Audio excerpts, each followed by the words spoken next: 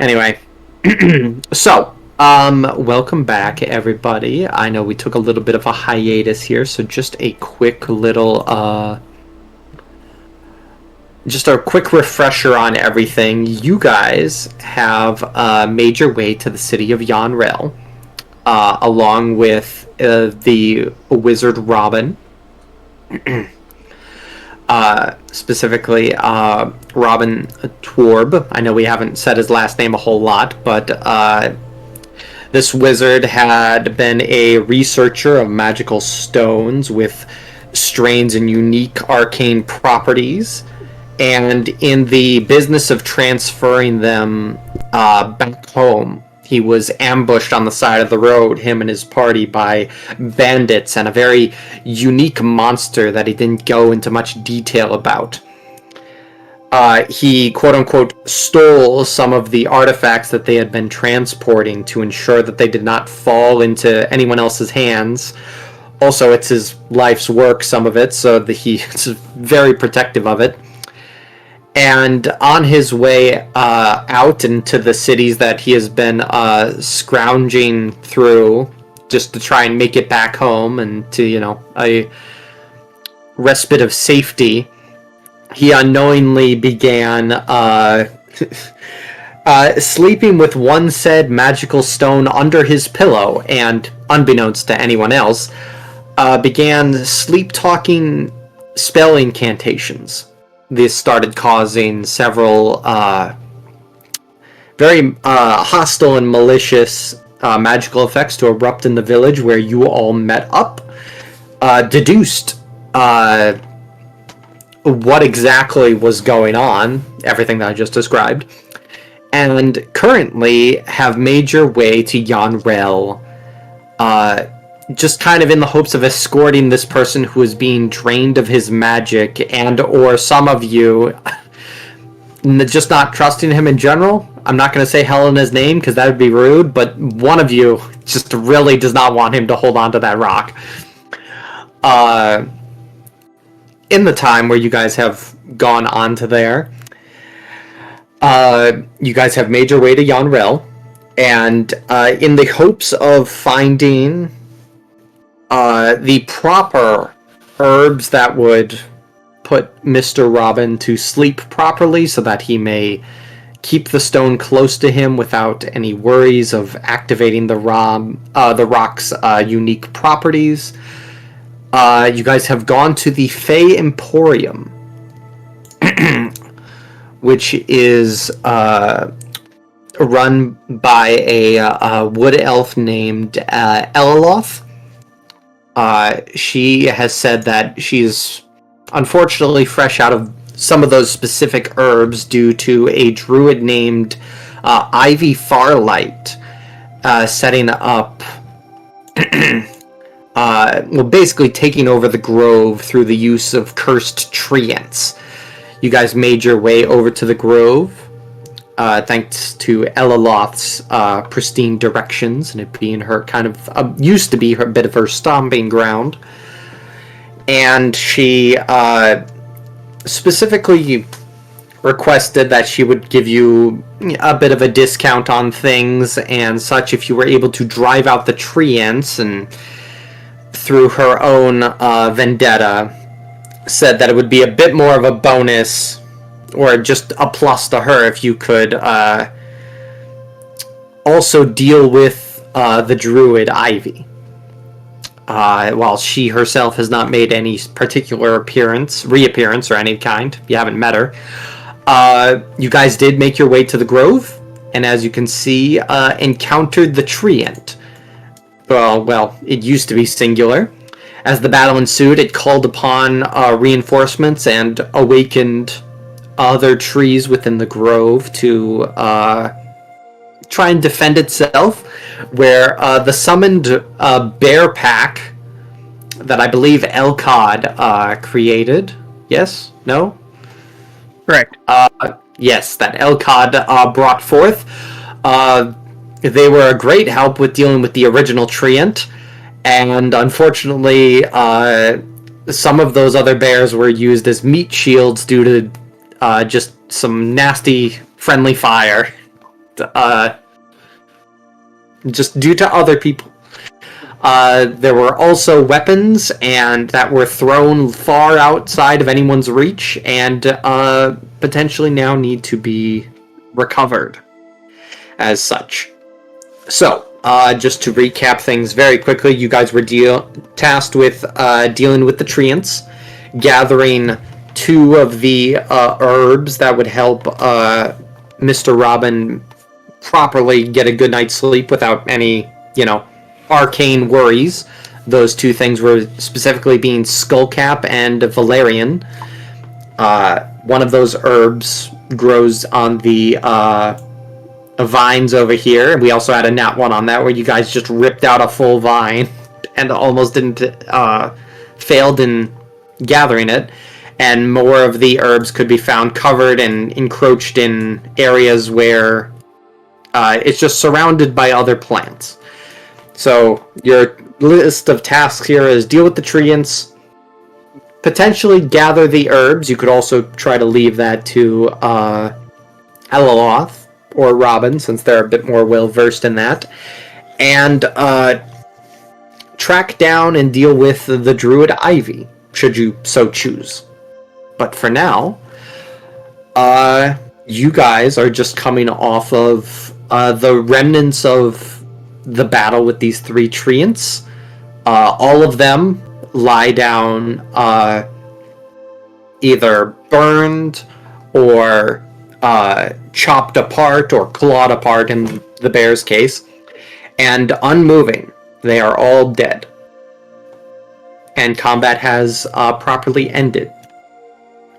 There is a bonfire burning over here, and it is dangerously close to Helena's weapon. The floor is yours, guys. I was thinking of looting these trees. Is that possible? What exactly are you trying to loot? Some tree sap. Yeah, well, what could they have? And could it be useful to Elaloth? They're trees, so in terms of loot and things like that, they're not going to have like the same thing that would get if you murdered a person. You're not going to be able to loot any valuables or anything like that. Roll me. You can either roll a nature or arcane check. Your choice. Do this one. With a 16, you would definitely know that the magic for treants, it's very similar to an awakening spell. It's a bit different, but it's very similar. It just brings a plant to life. So it's not particular. It doesn't make the plant itself necessarily magical. Similar. It's very different than like the herbs that you're trying to gather. So there might be some ways that perhaps enchanters could use it as like a reinforced shield or a handle on a proper weapon or something like that. It might make it a little bit easier, but there are definitely other ways to go about that sort of thing. So it's kind of a it's not a negative, but it's not particularly anything people seek out. So you could certainly hack apart a few wood planks or branches or something if you wanted to haul those back with you. Your call. I don't know if I'd be able to carry that. If anyone else wants some of that, maybe Mumbo. Mumbo could carry. I believe. I forget which one was which year. I believe I had this. Yeah, Mumbo skull caps. Yeah, the From- skull cap. It was who was it that somebody nat one on? We're not going to gathering. name names. We're not Oh, going to name yeah. names. You know? I literally wasn't doing my tongue-in-cheek joke because I literally forgot who did it. But whoever it was, somebody nat one on making the skull caps here and just yanked it out. But I do also remember somebody was over here and was able to find the Valerian and properly gather those up. And you guys did get a second roll on the skull caps before, so you're kind of 1-1 on everything. Could we get more? We think we're good. That's totally up to you guys. You kind of just the only. Oh, what's up? Somebody needs healing, right? I would. Oh, you guys, Mumbo and Gwai here are both kind of like bruised and battered pretty badly. They're Why here Like, might get more. I know they're not like in the single digits or anything, but they definitely if everybody didn't automatically heal themselves or anything after the fight and your hit points are accurate on your character sheets, then yeah, those two are the lowest and the rest of you. Nope. I think like Okard and Helen are like full health and Nope. Elcott like has I'm not. oh, what are you at then? I'm at 50 points. Yeah, she I don't doesn't know. keep track on the character. I don't. No, it should have been on the character sheet. I don't know why it reset. Yep, you're at mom. It's showing me that you're at 72 out of 72.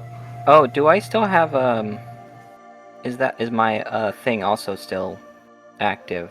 My beacon of hope. Now it's not. I don't know what you're talking about. You cast that 2 weeks ago. No, it should be. I Okay. forget the exact. Can you tell me how long it lasts for? It's a minute. Yeah, you should have like a little bit of time left on it, but Okay, not okay. not too Then much. I'll just what's it? My second level healing word on Mumbo. Here could Wait, probably use the healing more than me. yeah, I meant Gwai here. I will use that on Gwai here. So it's Yeah. second level, so it's 2 2d4. d8s, 2d4s. You're right, and plus 4. So 12 for Gwai here. No, you don't have to roll it. You get max. Yeah, that's why he was asking about the Beacon of Hope because it gets max healing. Yeah. That'd be 12. Yep. 12. Yeah, the maximum potential for it. Yeah. Nice. So yeah, if he was casting that at second level, it would be Mhm. 8 Oh. plus the 4 essentially. Who's- So yeah, Who 12. still needs healing? I mean, I'm at 50 out of 72. I mean, I'm okay. Yeah. I'm sitting halfway about. Yeah. Okay. Helena is going to pick up her great axe before Yep. it burns. It was a little close for comfort, but thankfully, as you I don't know picked why it I up rolled. in the swamp, there's a bit of mud on it, but thankfully, because of the swamp area, it's damp enough to where, unless something was actually on and in the bonfire, it wasn't going to get burnt. So, thankfully, there's no issue this time. Well, she's So- going to look it over just to make sure. Oh yeah, no, it's fine. Again, just some mud because it physically got thrown. Physically, yeah. Wonder how that happened. Sweaty palms, bad grip. Bad rolls. Mhm. That's how it translates into things. So, you guys have some choices to make here as you kind of are licking your wounds here.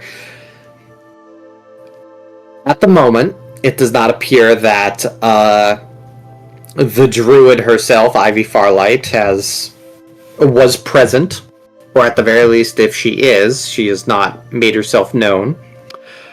But you guys have accomplished the main objective of getting rid of the treant. as far as you know, there was only the one, and spawning the two others was an ability of the original. So you guys have taken back the grove, and Elaloth can now start restocking her potions and all that. So if you guys wanted, you guys don't necessarily have to gather the herbs yourself if you think you're gonna, roll poorly and ruin the whole the grove. Just if you don't really take it now, you will have to wait for her to come here and do it, and that might delay everybody's plans of moving things forward, both yourselves and Sir Robin. Also, it is entirely your choice as to whether or not you track down Ivy now, or if you're going to do it at all. So that might be something you guys need to discuss amongst yourselves. What do you mean, did Mumbo's we going to want to actually- collect more of the herbs. Yeah, did we actually successfully get enough of both? You guys have at least one sampling of each. Okay. So you would... Mumbo makes potions, so yeah, Mumbo, you would definitely be able to know, the amount that you guys were able to... what's up? I was just to make sure. Last time you said I got an advantage when collecting them, right? Or was that searching for them? I don't know. Sure. It's been 2 weeks, man. Don't give me that. Oh yeah. Don't try to test my knowledge when I'm tired. Anyway. Do it. Anyway. But Mumbo, as someone who does make potions on the regular, with the 2 samples of both that you guys have now, not only are you confident that you've picked the correct herbs, depending on the type of potion that they're trying to make for Robin, there's probably enough here for at least 1 dose. So he could probably get a good night's sleep if the potion was successfully made, and if Elaloth is everything she's cracked up to be, she could probably do it. That one's notwithstanding. So it's entirely your choice on everything, you guys, if you want to try and collect stuff here yourself and just take it back, or you could go totally just say, forget the herbs, we gotta track down this druid before she comes back and makes another treant. Yeah, that's what I was And we thinking. just deforest this whole place. So, but I will let you guys know that time is now moving forward beyond the standard tick of 1 round of combat is 6 seconds. Yeah, I just have a question for you real quick. So does I have an his answer. Beacon of Whateverness work for my spell as well? I just wanted to confirm that. Because I did healing... Cure Wounds on Mumbo. I just wanted to make sure. I wasn't sure if it worked on every healing spell or just... I think it is all healing.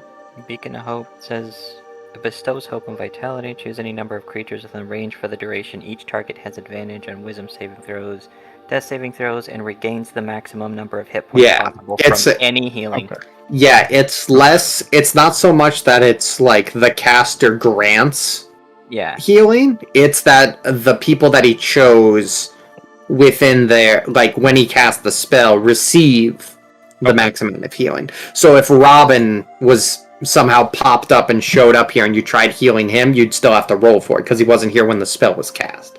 Okay, so then, But yeah... Mumbo when the takes spell was 20 originally points. cast, he selected everyone in the party, except for the bears. And, so yes, your roll would, or your spell would grant the maximum of healing. Okay, cool. So yeah, you'd get 20 then, Mumbo. Whoa.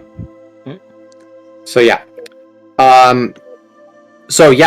Please, I know I've said it a couple times now, so I'd like you guys to discuss amongst yourselves and kind of plan things out here. Do you want to gather the herbs and head on back and rest a little bit? Do you want to soldier on and try to track down Ivy the druid so that she can't do anything like this again? Or do you just kind of want to leave her be?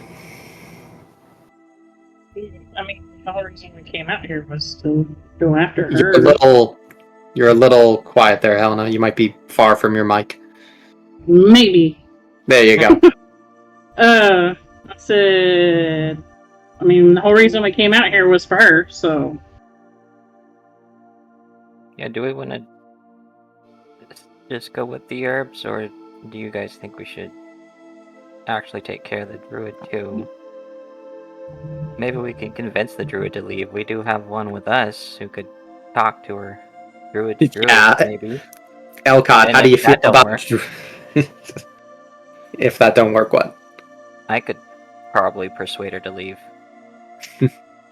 Yeah, Elcott, how do you feel about druid on druid violence? Not the greatest. It's not something I particularly like to do. You know. Okay. Spike, you're seeing the roll 20 bit there, right? From Gwai here? Yep.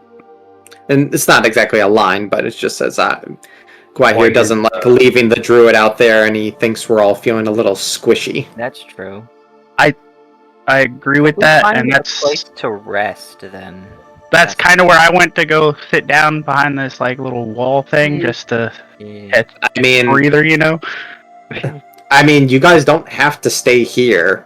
Yon Rail isn't that far off. It only took you guys like an hour to get here. I forget which. I forget. Yeah. Which part of the day it was, but I know I don't Morning. think you guys did this in the middle of the night. No, it was morning. No. Morning. No, because Drake or no, not Draco. No, Ocard. Sorry, mysterious name there. Because you guys got some extra food in exchange for performing, and there was that bartender guy who, like, his boss was gone, and he was patting himself on the back, being like, "Yeah, I didn't have to pay him money. Yeah. I just paid him with food, and I'm a good business owner." Wait a minute. But yeah, no, you guys got some extra food from him. You guys, I remember you stayed the night and whatever, and decided to essentially make this like a morning errand. So I'm pretty sure we're like midday. You guys could easily head back to town if you wanted, instead of just sticking around here and But we'd have to confront. And then we risk the chance of going back to town, coming back, and oh look, another treant. Yeah, that's true. that is and something we have to you talk to Robin, possibly. Yeah, if we go you back guys. Yeah, all I will say here is that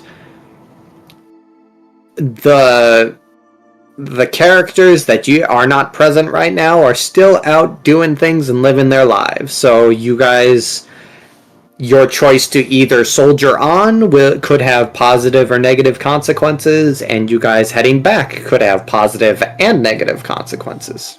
Both things can apply, and I just unfortunately can't tell you what is what here. So it's just a choice you guys have to make. So, but for now, you guys are left amongst the treant corpses, and at least in front of Mumbo, you are left with plenty of skullcap vines. So it's up to you guys what you want to do. If you want to discuss that out of character like you've been doing, or in character, or whatever. What if we grab a few more herbs to make sure he can make his potion and then head back for a rest?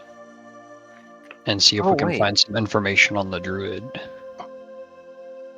What if we could get something from Mumbo, are you just talking to yourself? Oh, he's just screaming out throughout the forest for everyone to hear. I was like, Bubba, you're a little far away. What if we? The face of this dead treant is pretty intact. You guys just kind of see Mumbo, like, mumbling to it. What do you think we should do?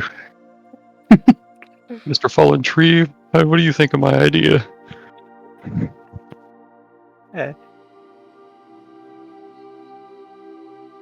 Mumbo, for a moment, you do think you see a tear of sap coming out of this treant's eye.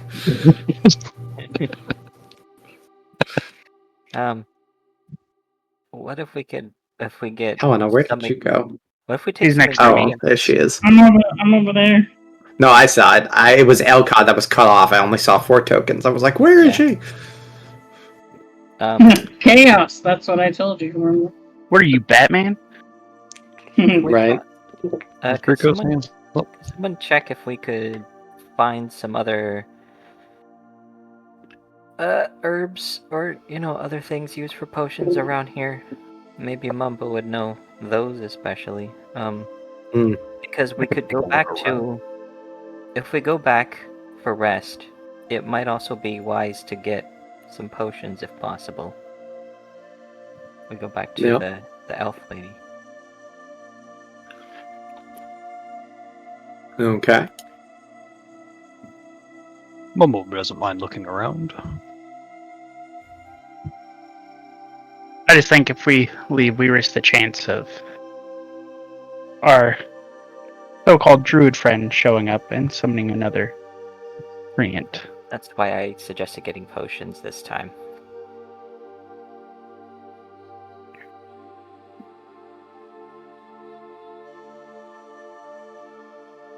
I mean, especially if we stop by the tavern, they're likely to have something too. But we could probably get some potions from Eloloth for dealing with the initial treants. I think I'm misunderstanding what you're asking. What potions do you think the tavern would have? Potions of What? drunkenness. Ew. I wasn't saying they would have potions, I said they'd have something that we could use for healing. Oh, Yeah. that's called alcohol. Yeah. Yes. That doesn't heal, it just numbs the pain. Yeah. Close enough. I think if we're good enough, we should be able to just do kind of a short rest here. I can create us a bonfire to dry us off a little bit because I'm pretty sure this is kind of like muddy water that we've been trudging through.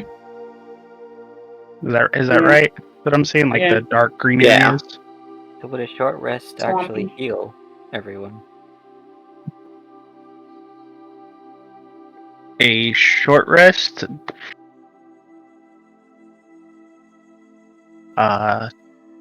It does do things. I just off the top of my head, I cannot remember what a short rest does specifically. DM, that would. I'm sorry. What does I a was- short rest give exactly? There are all of the abilities that you guys have that say that they recharge on a short rest. You'll get that. As well as however many hit point rolls that you decide you want to roll to heal for. Just remember that unless it specifically says for the short rest stuff, you guys will not be getting your currently used spell slots back either. Nothing with a long rest. Nope. If it's a short, it's two different things on that. A short rest is either something close to anywhere in the range from like an hour rest to 4 hours. A long rest is you go to bed. Like you're conked out for 8 hours. Or elves and all that stuff, meditation and all that. So yes, You choose expended spell slots to recover. yeah, there are things like for wizards and stuff like that. They have like arcane recovery and things like that. So, but for most people, your spells won't be recovering. So just something to keep in mind since we have a lot of casters in this party. Yeah. Did we use So- a lot of spell slots? I mean, I have No. one for each level left. Okay, so we definitely need to do something a little bit better then. Yeah. Because I was just using a Why cantrip he slot. says he's all out. Oh, Why Oh. not? You don't recharge on a short rest, do you, Mitch? Mm, oh, we could do a long rest here. Yeah. That way, was my- if the that was druid my- shows up, we're ready. That was my first suggestion. But we can just take shifts. Okay, so were you saying leave here, go get some potions, come back and do the rest here? I will remind you guys, it's like midday. Yeah. I say Not we even. should That maybe just afternoon. go back and then come back in the morning. Again, we risk Potions, that chance of that another treant being here and us having to do the same round of fighting again. Which means we'd be same part where we're at now with no spell slots for some people. I say if we can all Sure. hide well enough, we won't be seen. mean, we can always take turns taking watch. Mm-hmm. I mean, personally, I don't necessarily need it. Like, I have 2 who? spell Hold on. slots used. Who was it that ruled that? Oh, card. Oh, card, you kind of have a brain fart moment. With your arcane roll from before, producing a treant, like, of this size and things like that, definitely takes some time. Like, there's a difference between awakening a tree and producing a proper treant. It's something that'll definitely take a little bit. So there's the possibility that if Ivy does return, like there's, based on you guys know that there are ways, like, if people have, like, they have ways of knowing, like, if their familiar dies that they've summoned or something like that. You're not exactly sure if the death of this treant would have, like, if she's aware of that at all, or if it's just something that she has to come and physically see for herself. But it definitely takes it's a long ritual process to create another one. So for a day or for a couple of hours, it definitely takes longer than that. So just something to keep in mind. Wouldn't Elcott have any sort of knowledge about this? But Okard was kind of the one that was thinking about it. Yeah, Okard did the check, but I was just wondering, Elcott being the druid, he's... Right. Yeah, they also have a druidic focus that helps cast ritual spells a little bit quicker. Right. And with us wanting to do a long rest, do a long rest, that gives, quite a few hours for stuff to happen. Interesting. That is true, because it takes more time if we left and did the long rest, where you have the time where we get back and the time to rest. Yeah, because if That we way. look at it, it's an hour to get back, then whatever else we gotta do, get potions and all that, then an 8-hour long rest, and then an hour to get back. It's at least 10 hours. Yep. But if we just long rest here, it's just 8. Mm-hmm. And if we do shifts, like somebody said, if, like, I don't necessarily need a full rest. Mumbo can do a short rest, and then while he takes watch, he can also collect some herbs and knock that out of the way.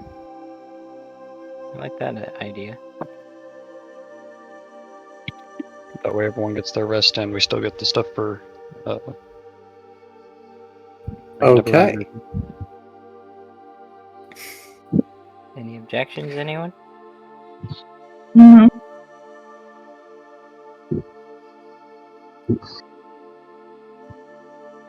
Alright. Okay. Boy here agrees. Guayher says sound good. Oh, Alright. So, Mumbo, just to clarify, I don't know if you've added anything to your inventory yet. Are you taking parts of the treant or not? I know we kind of glossed over that in terms of yeah. everything else. I would like to take some parts of the treants. Okay. What parts specifically? I feel like the leaves, maybe parts of the roots, Okay. some of the bark. Alright, yeah, no, you have a sack of tree, essentially. The arcanely formed face and hands remain untouched. So you did not scalp this tree, essentially. I feel like this tree. Alright, so yeah, no, you can add that to your inventory if it allows you to. I've never experimented with adding something custom like that, but yeah, bag of twigs, leaves, and bark. Bag of treant pieces.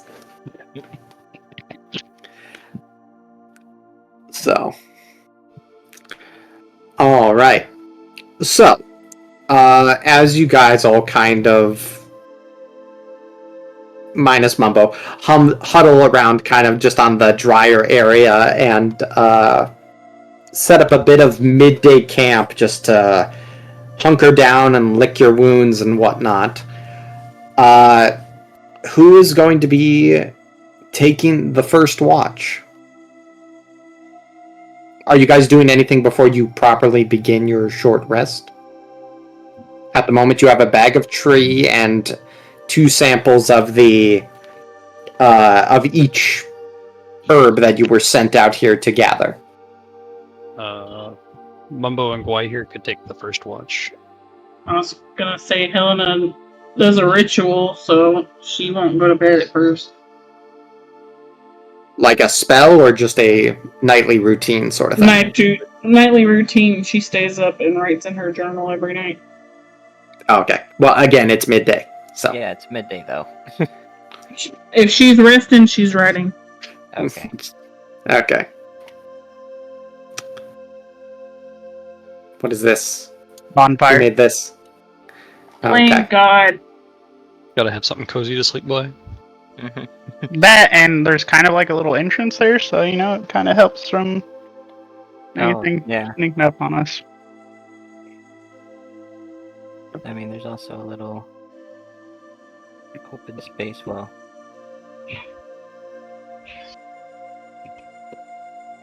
Okay.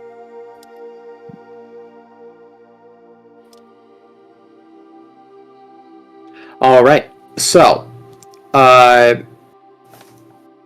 apologies, you guys. I was checking something that you don't need to worry about. Who's staying up on the first watch? I think Mumbo said. and Guai here. Just okay. So Wait, Mumbo and Guai here. Oh, what's up? How long is the first watch, yo?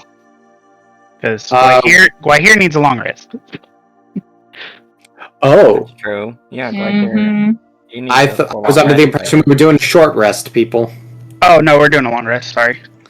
Okay, Yeah, just again, this is midday. You guys do a long rest here. That's gonna put you well into the evening. Like it's gonna be dark by the time you're done. That's fine. I didn't promise any more performances this time. Okay. So yeah, over here in the Discord, I'd like you guys to give me a watch order. I know you said that Mumbo would be first. Guai here, you would probably need to sleep first with how roughed up you are. Oh, okay, so Helena's first. Well, Mumbo and Helen are first. I'll be second. Gotcha. Okay. Because I don't need a long rest right now. Okay. I think we got them all covered. No, Mitch, you are to sleep. Or go out here, you're to sleep. Go to sleep. Yeah. I take the. I don't take any. Mumbo's gonna use his go to sleep spell on you with his axe. Okay. So Spike, just FYI, if you have Mumbo doing stuff when he's supposed to be resting, you're not going to get the benefits of the long rest. He was just gonna do a short rest instead of a long rest. Oh, okay. Yeah, I guess we could split it up there. But if you're sure. So, yeah, so got 5 of you. Here's Helena and Mumbo first. Okard, no, not Okard. It's Elcod second.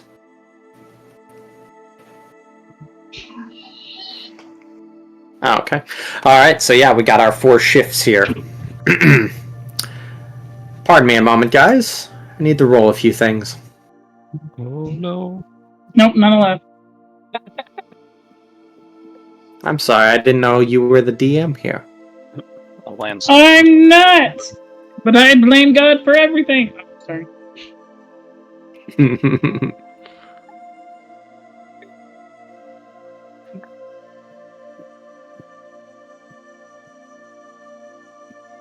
There we go. Okay. I don't know why that wasn't rolling before. Oh, that's right. It was all weird on my recording. Because it wasn't keeping up properly. Anyway. Alright. Alright. I need to figure out some things, guys, so bear with me. Ha! Boo. That was unintentional, I swear.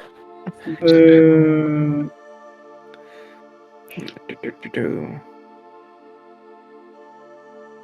Okay.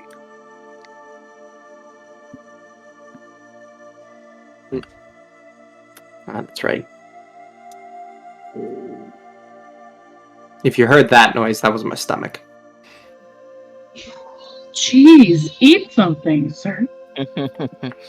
I have fish waiting for me when we go on our break. What time? I put my beds to kid. Wait, what? English, Susan. Your bed's to kid? That's about what I was about to say. I put my kids to bed around 8 or 8:30, so anytime between then.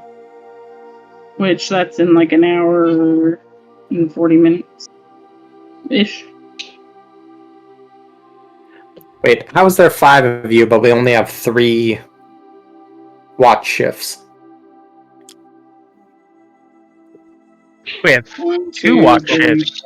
Oh, Card, are you not taking watch? No.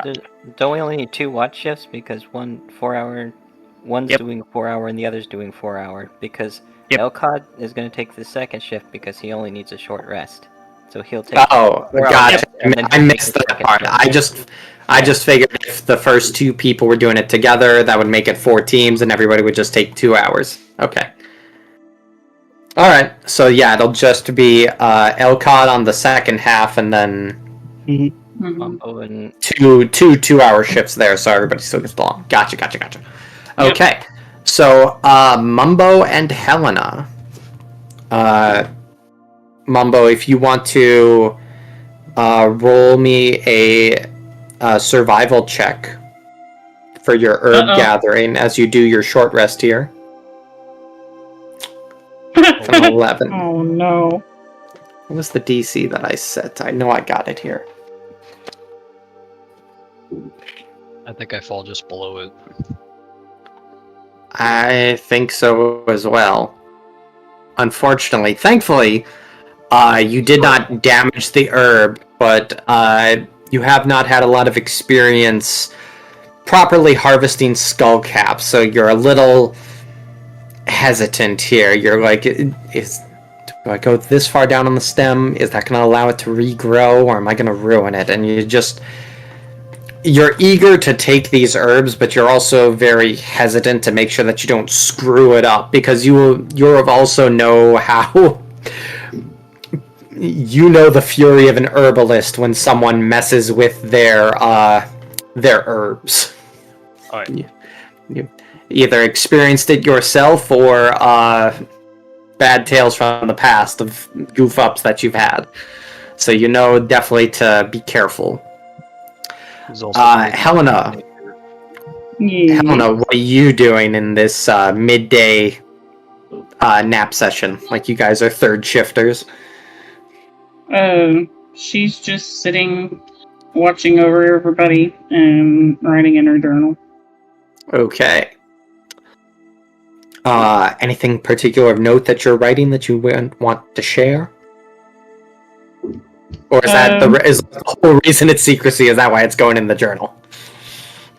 No, she just she tends to write down everything that's happened during the day, and Okay. it's kind of traumatizing for her if she doesn't. This tree had a face. It was freaky, man. So is it her story? You would know why. No, I know. Anyway, so if I could ask, is it describe it a bit more for us? Is it eloquent? Is it bullet points? Is it what I jokingly said? It's like, yeah, this tree had a face. It was crazy. Or is it like eloquent and detailed and? Yeah, more eloquent, detailed. Just like what she's observed. Characters that she's with, the people that she's with. Okay. So, Mumbo and Helena, as you guys are properly keeping watch, an active watch here after your herb gathering and journal writing, you're, just keeping a active head on a swivel patrol just to make sure nothing goes wrong and nothing approaches while you guys are in the middle of the swamp here. I'd like you both to roll me perception checks. Just flat rolls. Please. That 20. Oh my god! Oh no! Oh no. The scales are balanced. That's okay. Get it out of the way. Get it out of the way. Oh my gosh. This is great. This is how I start my day. I'm going to... That's your first roll of the night, isn't it? That is my first. And let me, I need to do a circle real quick. Talk to the gods about this. Right.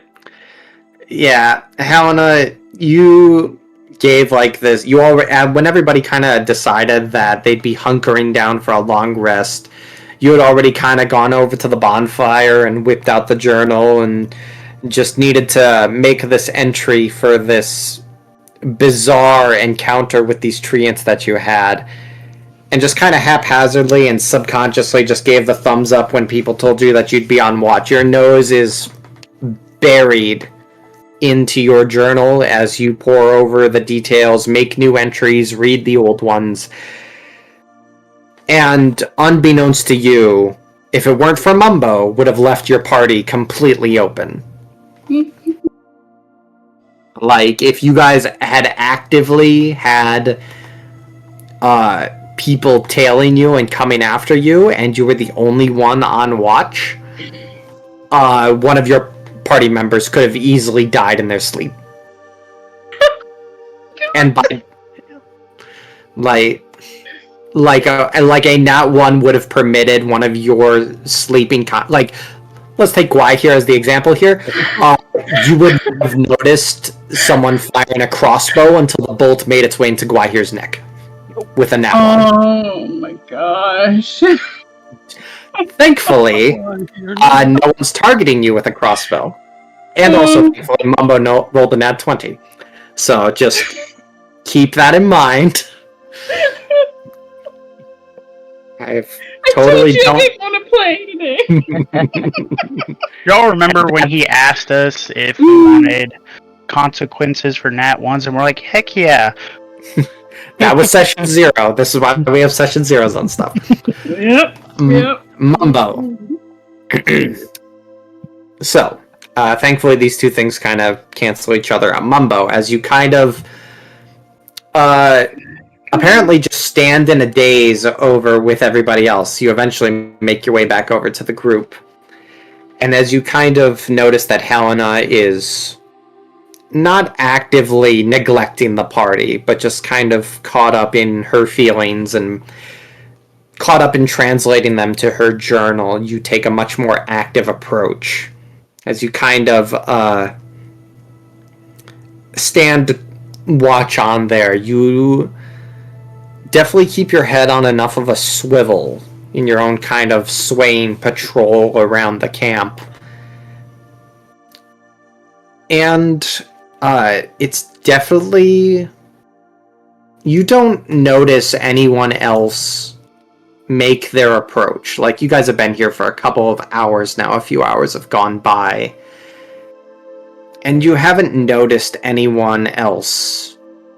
And no humanoid figures, at least, and certainly no other treants of any kind have made an approach.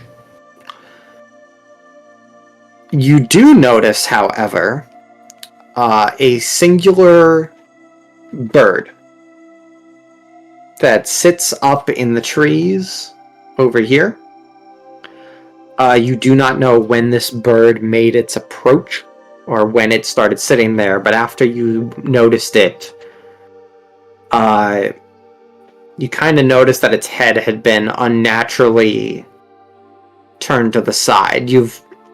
Everyone has seen animals, and you've noticed that birds will. Their eyes are always on the other side of their heads to keep, a wider field of vision, keep an eye out for predators and such.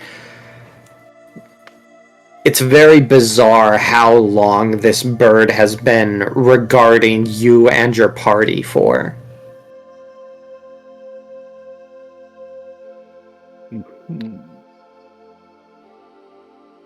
Go ahead.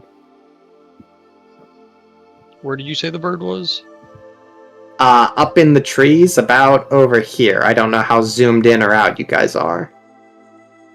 But if you're looking at the full board, to the left of your camp.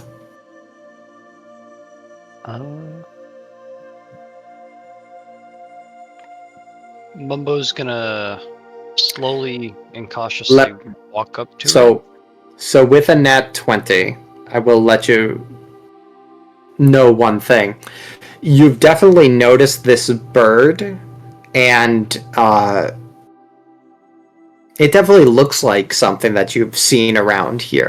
It definitely looks like a local bird. But with the nat 20, my reward for you here is that you're very confident that the bird probably has not noticed you yet.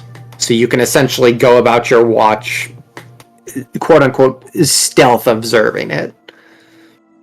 So it is your choice what you do with that info, if you make it obvious that you are aware of its presence or not. Mumbo's gonna watch it cautiously. Okay. Just out of the corner of your eye, yeah. Okay. Just be aware of it there. So.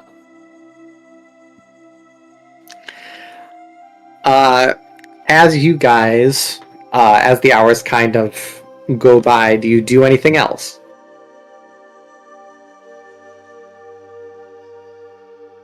Mumbo? He's just gonna sit there and watch the bird. Okay. Why hear mumbles in her sleep? Stay out of my bonfires! Stay out of my bonfires! The bonfires. Interesting. Okay. So, in the... I keep forgetting the order here for everything, because you guys threw a meditating elf at me, or half-elf. Or, I'm sorry, Okard. What are you? Yeah, half-elf. Half-elf, I thought so. So, yeah, I thought that only worked with elves. I'm not meditating, that's Elcott. Oh. I'm resting for 4 hours. That's all I'm doing. Oh, no, I'm thinking of the meditation thing. You were talking about natural recovery. My bad. Yep. I'm about to say, Elcott's a dragonborn, dude. I'm very confused. You guys are throwing all these damn custom origins. Anyway. Mumbo, as your and Helena's, I suppose, if you can even call it that, shift comes to an end, you guys can eventually wake someone up and start your proper rest. I'm gonna go, was it Okard and Elcod? No, I just still Elcod. Just Elcod. Yeah, just Elcod. Well, we're gonna go, take Elcod awake. Okay. Let him know that, it's time to swap shifts. Alright. I'll wake up.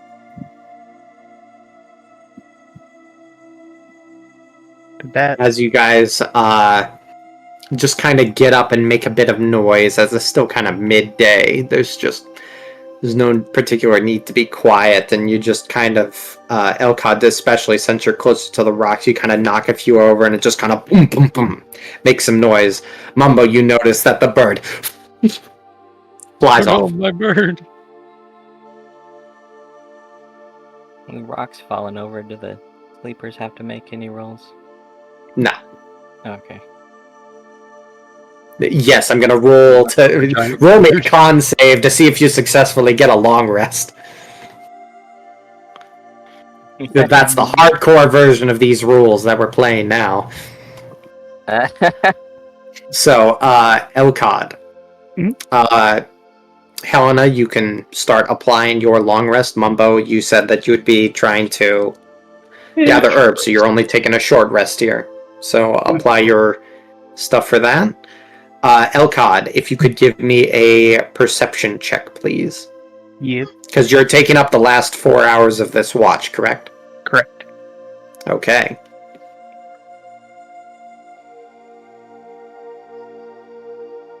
Oh, I'm so used to seeing the 3D dice roll, I didn't even see it. So, with a 14...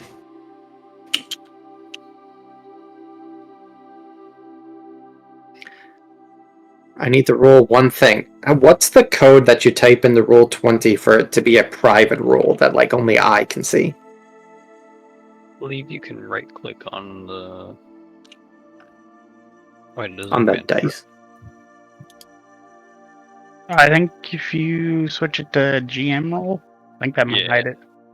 I think it's /GM. Or Or, well, I thought that was like just something where... Okay. We're gonna... We're gonna just experiment here and see if we can get this. I'm gonna ask you guys if you can see this D20. type Nope, that /GM roll says- and the dice. Nope, it says unrecognized command for that. So I if think it you has to be from one of the players. Yeah. Beard saying physical dice work for that. Yeah, I know, but I rearranged everything when I saw my double monitors. All my dice are far away from me.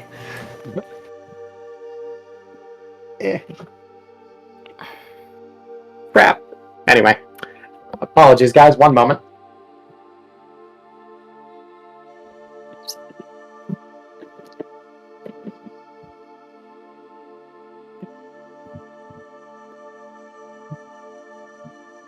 Put on my case here. There we go. can anybody else see that 10 that I just rolled? Except Yes. Muse? 'Cause I know No. Muse can. So yeah, if you click on the dice and roll 20, it says GM roll. It'll roll it to yourself. Okay. Well, Just that's FYI. weird. I don't know why it didn't roll for myself. Anyway. Yeah, there's a little toggle. Mhm. All right. So anyway, let's get back to it. I was able to pull out one of my roll 20s, and this orange one is serving. Well, whatever. El Cod with a 14 active perception. Is your passive higher? No, it's the exact same. Okay. Yeah. So, okay. So I am gonna need you to roll me one more. Perception. Yeah. Yep. This one's, I don't know if you have anything that... Ooh, okay. I mean, my passive's higher than that. Yeah, no, you're right. So yeah, we'll stick with the passive on that. Let me roll one more time. Oh. So now we'll go with the active on that. So yeah. Oh no, wait. Yeah, your passive's higher. Okay. So, while you do not,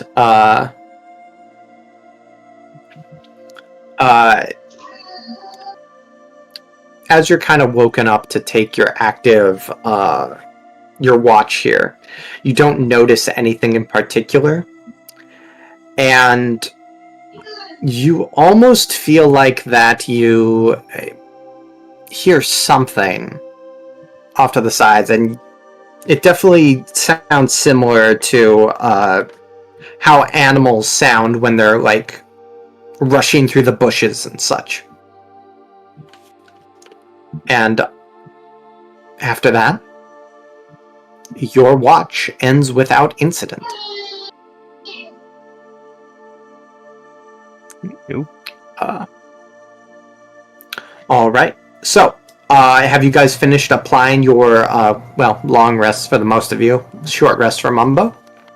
I got it.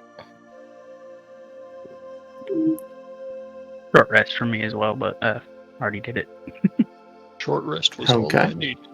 Yep, I got that long rest. Everything's back. Okay. So, it is. Hey, Sladen, we're picking up a lot of background noise there. Do you think you can switch to maybe like push to talk or something? Yeah, it's my kid, sorry. No worries. I just you have a very sensitive mic apparently. Apparently so. So, back to the game. As you guys complete your long rest, we have gone from midday to mid-evening. It is. I unfortunately don't have a dark version of this map, but it's dark now. Theater of the mind. Go with it. So, what do you guys want to do now? Fortunately or unfortunately, depending on how you look at it, no one showed up. No one that seemed to have looked like a druid, and fortunately, no one and nothing attacked you. Unfortunately, that does not leave you with any active leads towards the druid Ivy, other than the vague directions that Eliloth gave you, in addition to the directions that she gave you to this grove. There was an additional one that she said where would be more likely to find her. But those directions were a lot more vague. So, what are you guys going to do now? Could we head back? Remember about the reason we came here was to find The Druid. the druid, yeah. We could search around for signs of possibly the Druid passing through here or around. Oh yeah, is there some way we could possibly detect that kind of stuff? Like, would Elcod have something for that?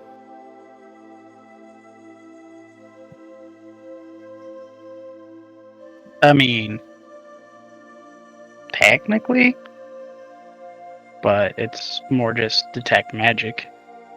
Oh yeah, I have that too. But we can do investigation or look around to see if we see any footprints or anything. Okay. As Elcod and Okard are just kind of waking up and immediately going to the task at hand, you guys apparently have just left 3 of your party members behind, as one of them is very reluctantly waking up, one of them is just kind of panting in his sleep, awoken by a nightmare, and Helena has not said that she's doing anything similar, but given the revelations that she's had recently over the past couple of months, I assume it's something similar. Where it's just bad memory, bad sleep. It's nobody wants to take a nap in the middle of the day and remember the dreams about it. It's just a bad time. Yeah, let's not talk about Helena's dreams. Mm-hmm. So, Elcod and Okard, you guys might have to kick 3/5 of your party into gear here.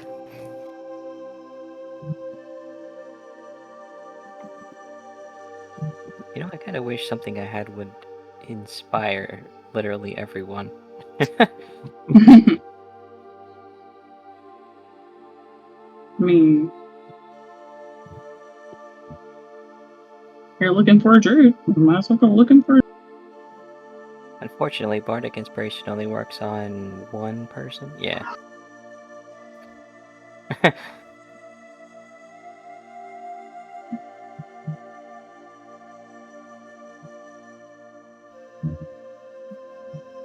I'll walk back over. That's sad. Yeah. I'm trying to figure out what to do. Oh. Are y'all awake yet? Momo's just gonna roll over. To have to be? Yeah. Well, I mean, you can continue to sleep, but we risk the chance of fighting a druid in the pitch dark. So Yeah. I mean, it's dark already. Yeah. yeah, but it's midnight. It's like 8 darker. at night. Is it a full moon tonight? Does that help? It's not. Yet. It's getting there. Oh no, my physical die. Dropped the physical die. I did, and it went under my computer. Beard, what did you make me do? Anyway. Aha! Beard's fault. Anyway, so yeah, it's getting dark now at this point. So what do you guys want to do? Do you want to go back to Yanrel? Do you want to pursue the druid to either try to persuade her to leave and not do what she's been doing, or do you just want to kill her in cold blood? What do you guys want to do? You need to discuss that amongst yourselves. We need some way to track this druid. Actually, what I'm gonna do, I'm gonna go and light a torch. That's the first thing I'm gonna do. In the bonfire. I believe I have one too. No, I have a candle. You know what? I have something better. Breath of air. Yeah. I have dancing lights. I have a torch. I have a torch too. It only lasts for a minute. No. Maybe. I mean, it's a cantrip. You can. Oh, okay. Yeah, I can. I didn't read that. I can do that with bonfire. You just gotta concentrate on it the whole time. Yeah. So We could always set the forest on fire. Oh no. We're in the It's the druid in the party. I don't think we're gonna be doing that. Yeah, I think I'm gonna disappoint our druid. Just to draw out another one. Right. So, my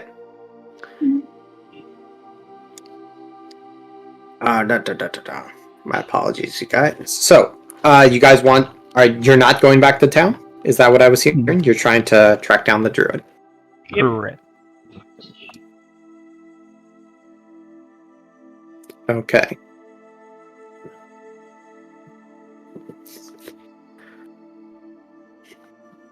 So,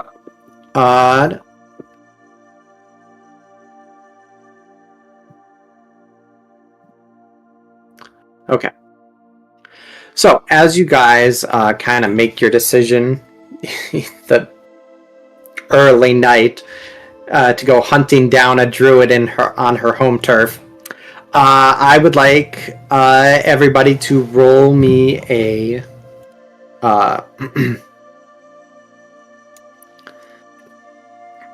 my apologies. Roll me a survival check. Oh shoot, sorry about that. Hit the Oh enter no. button. Sounds like we're gonna have some problems here. See, there you Do you go. see this? Do you see this? Yeah. Do you see this? She crit on that one. I'm critting Molina right on now. that.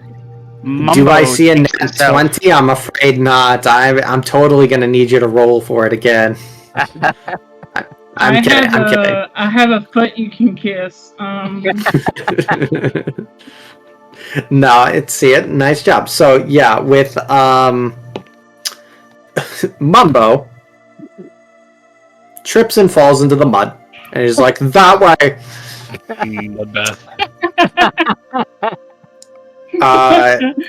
However, with a 19, a 2 unnatural 20s, and a natural 20 for a 25. That's definitely going to expedite this process quite a bit. Good. So, Elcod,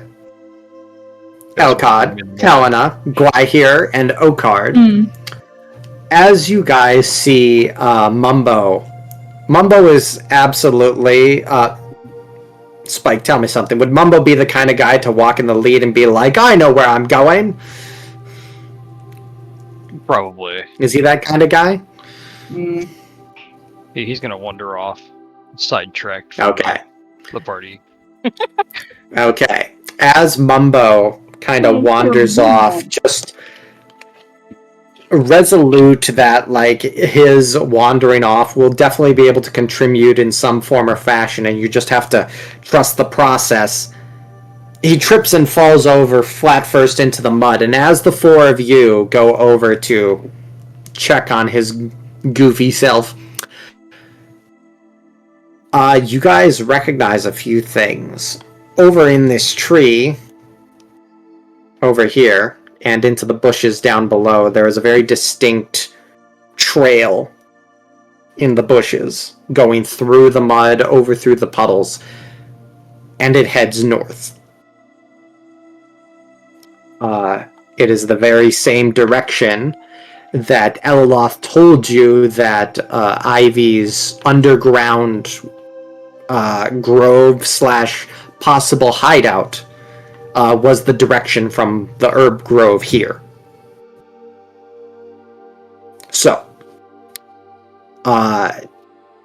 it's possible that this was just a normal animal that was going through the mud. But as Elcod will remind all of you, it's possible it wasn't because Druid. Mm-hmm. So, it is entirely up to your interpretations and deductions as to whether or not this was actually her or not. However, I need to do one thing.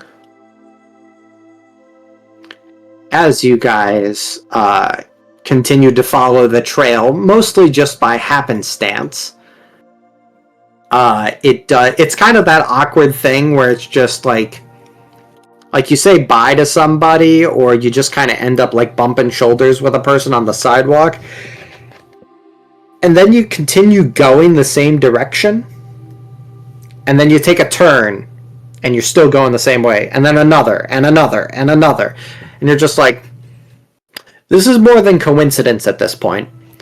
Because as the four of you, not you, Mumbo, properly follow the instructions that you were given to this underground grove, you guys come across this large tree, where it's one of those trees where the roots spread out and there's a large opening, large enough for a large-sized creature, and it slopes underneath and goes underground.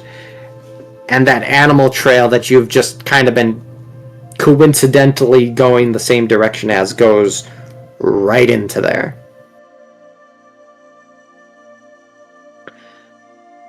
This is more than likely the underground abode that you guys were all told about. Pardon me, I'm multitasking. And as you guys enter this naturally forming underground passage. Is the door closed right now? There is no door. There's no door. Oh, okay. It's this tree, and it's kind of like imagine how a tree's roots would look if they formed a little canopy, and then take the whole level of dirt and put it like 3 or 4 feet, like enough feet below for like large creatures to get through.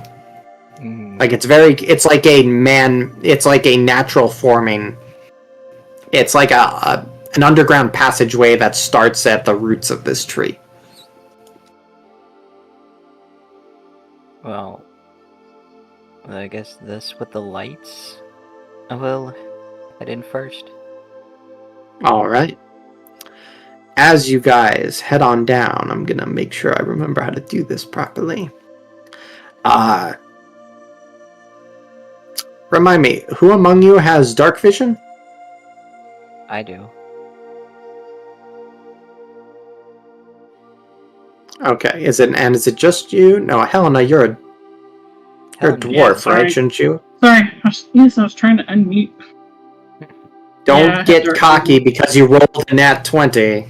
I'm Stay not on cocky. the I'm not cocky. No, I know, it's fine. Just, I can't say I get that. it. Yeah, no, I get you.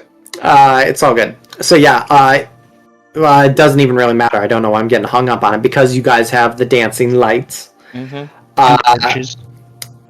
Yes, and Yeah, the Elcott yes, has a torch. Pat's shoulder and the torches. Yes. Listen, that's all I can do, okay? So, as you guys make your way down, you're walking for a good minute, then 2, then Okay. 5, then 10. And just as you think you've kind of like, you're about to reach a dead end, or should maybe just turn back because you're a little bit too far, the dirt around you starts to give way to properly formed cobblestone. And while I say properly formed, a lot of it is starting to give way, and a lot more of it is just outright crumbling. But at one point, this was supposedly a properly, brick and mortared passage of some kind, and make it a bit more stable. And as your travel time goes towards about 15 to 20 minutes, you guys do see a literal light at the end of the tunnel. As you come across a small archway and an open little oasis. It is, of course, a very dark down here, both the fact that it's underground and it's nighttime, so ignore those sunbeams. But you guys are here. This is exactly kind of what Elaloth described to you, this little underground grove, which is supposedly the hideout of Ivy Farlight.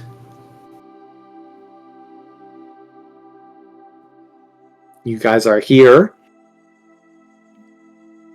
and the conclusion that you guys have come to is it's entirely possible she knows that, well, maybe not that you were coming, but it's possible that she knows you guys were at the Grove. So, you guys are at the door. Yeah. There, and I know that it kind of looks like that it's blocked, essentially. It's open. Just FYI. You can see what's in here. Dark vision, bring up the front and the rear. Okay. Might want to check for traps. Trap. Well, that's not a door. It's an arch. Right, it's just an archway. A tripwire. Could be. Or pressure plate. Look, I don't put it past a God anymore. A tripwire, he said. He's taking notes. Stop giving God. Stop He's giving reading God very bad ideas. English from his notes. Yeah. I have a funny joke that I'll tell later. Just let's remain focused. All right, Elcott just strutting in like he owns the place. He is a druid. Yeah. Okay. You do you have dark vision, Elcott? Nope, but I have a torch. He has a torch. He has a torch. We all have torches. Okay. Yeah, but I'm the only one that lit it. What if I borrow a light, man? What can this do? Okay. Okay. So you guys marched in, dancing lights and torches alight. Mm-hmm. in the middle of the night. Make a What are you going to do party. from here? As you guys look around, you hear the occasional buzz / chirping of insects, that typical ambiance of nature and such, and you think that you've heard like a few splashes of fish in this large-ish pond down here, but you do not see any people. So, what do you guys do? We banish Mumbo from the party for what he said. No. Elcod's, because I'm going to kind of yell out, Ivy, we're here to talk. Okay. Mumbo's gonna probably want to go stealth behind one of these trees since he yelled out. All right, roll me a stealth I'm out. check then. Aren't you a barbarian? Yes. He's a Stealth. very, very large barbarian. Yeah. I mean, that's not a bad roll. 7'2", like. Yeah. So where are you moving exactly? Go ahead and move your token. Where's my tool? Probably hide behind the trunk of the tree over here. Okay.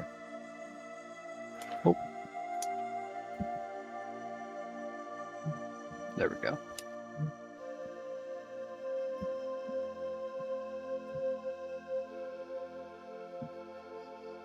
So, as Elcod kind of calls out, torch in hand, Ivy, we're here to talk. Anything else that you guys are going to add to all that? Or Elcod, were you going to say something further before Mumbo essentially went, oh shit, and like jumped behind a tree trunk? 100%, that's exactly what I pictured in my head of him doing. Right? It's like, oh. I'm there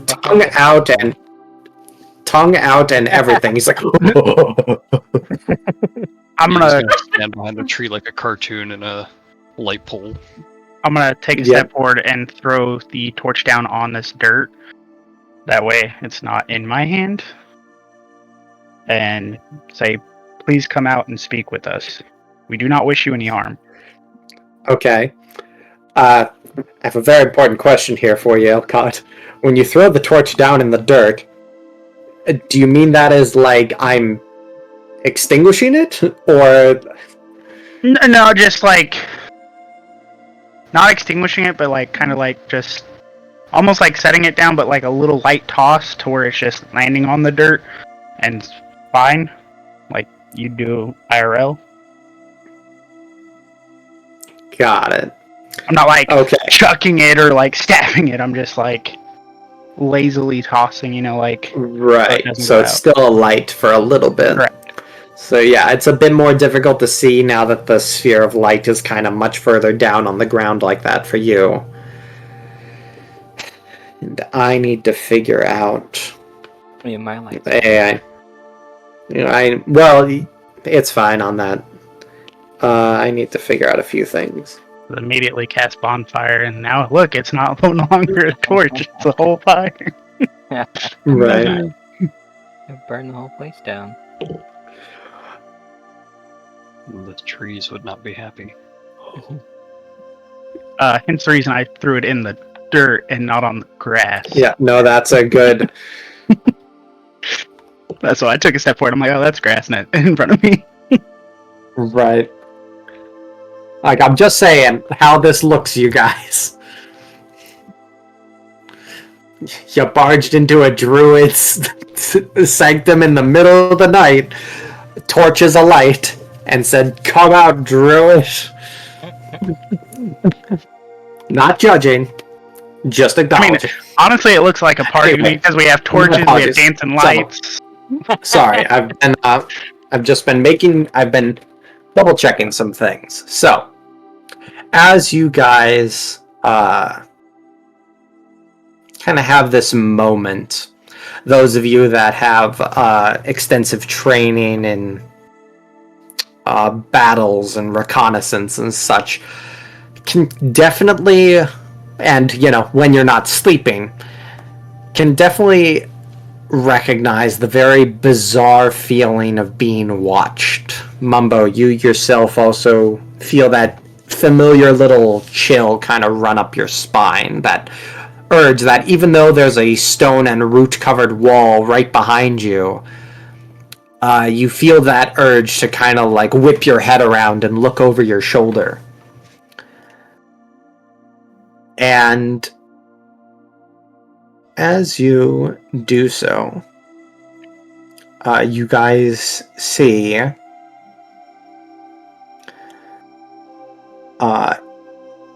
rising up from these much larger roots that penetrate deep down into the grove. You see the woman who you assume to be Ivy Farlight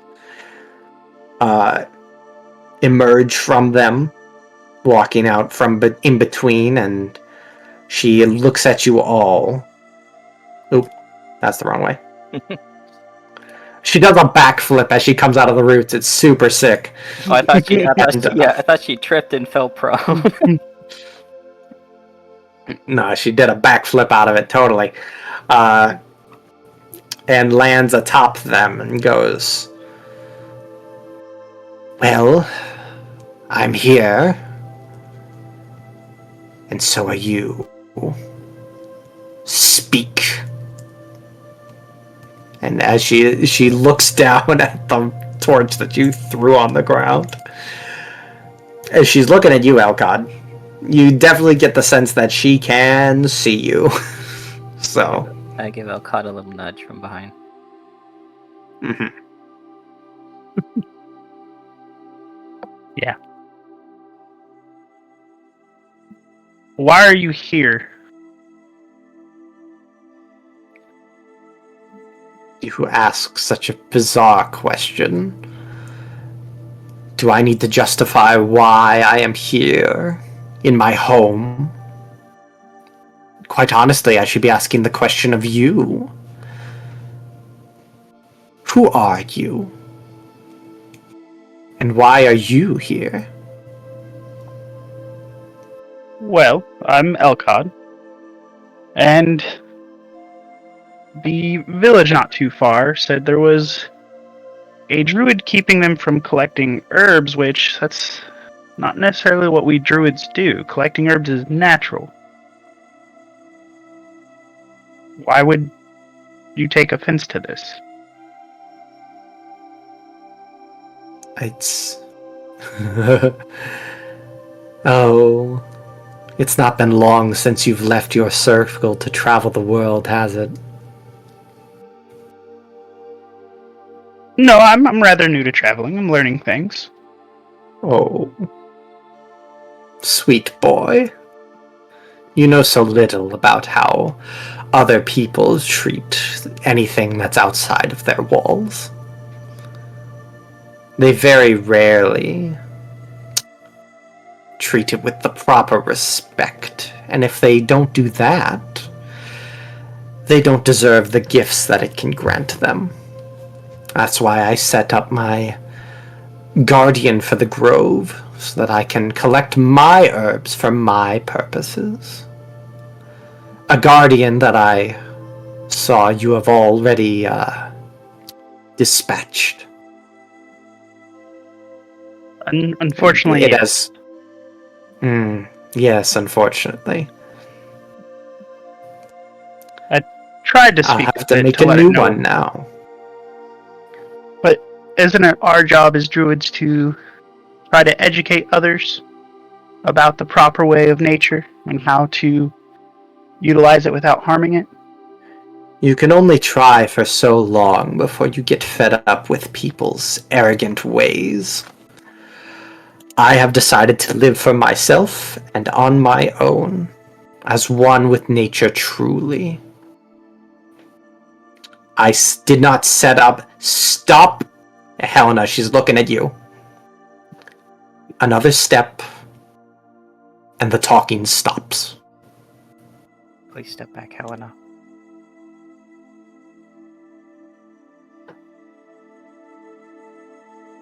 There we Technically, go. that was another step. Well, it was back, though. She doesn't appear to appreciate the sarcasm. She says, I personally don't see what the issue is. I was not setting out to... What was that town called? This village you're so concerned about? Would ask me questions that I didn't write down. It was Yonrail. Yonrail. Okay. Yes, that town. I did not set my guardian of wood out there to knock it over and turn it into mulch. I did not tell it to kill all those that enter the wood. I simply tasked it with guarding one particular area. If you had stayed out, you would have had no issue, now wouldn't you? So why could you not just grow your own if you had your own herbs at some point? That's just Why did you come to my grove? We haven't had these herbs. We needed them to help a friend. And I tried to speak to your treant, but because you have it attack, instead of speaking to me, it had no regard. It just wanted to end us, so we had to defend ourselves. It was following orders, as it should have. That's fine. Is there no way for us to broker peace between you and the others? Others? Yes, there's a lady who likes to make potions using these herbs, and they're vital to her. Also vital to our friend. Oh. So you're not here because of... and you see her, like, roll her eyes for a moment. She's like, you're here because of Elaloth, aren't you? Yes, she's very familiar with how to make this potion a friend needs. Okay. No, this is all... You see her go like... You see her kind of get like a little bit more worked up. Not like in a very malicious thing, but she was very confused at first as to why you were giving so much of a shit about Yonril, but then she hears that like you were coming for a specific potion maker, and she's like, oh... It's giving off very much the energy of, oh, that bitch sent you, didn't she? He's just like, if I've told her once, I've told her 100 times. That grove is mine. What do you think she would have done with it? She does the exact same thing that you claim I am doing. Keeping it for herself.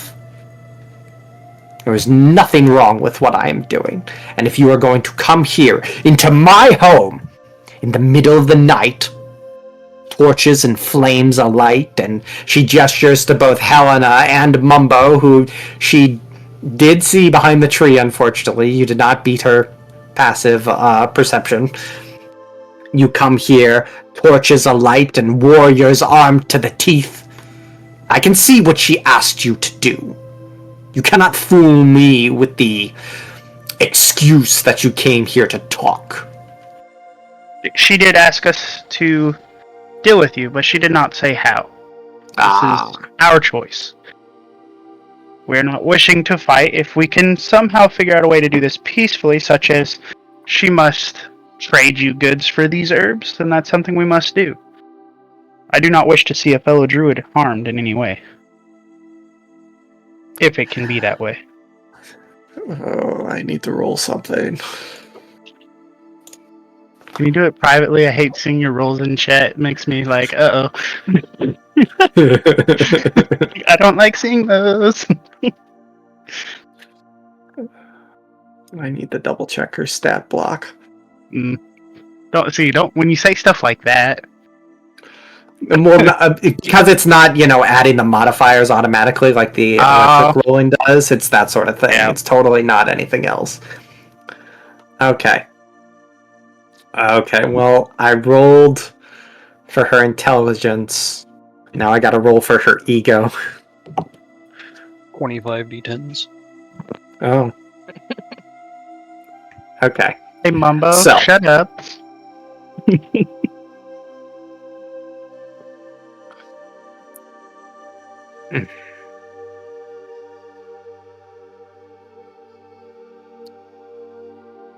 See.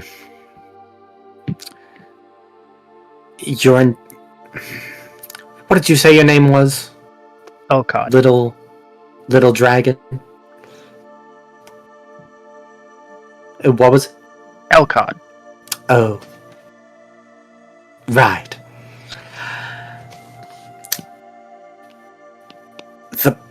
The premise of your proposal is a bit flawed. You see.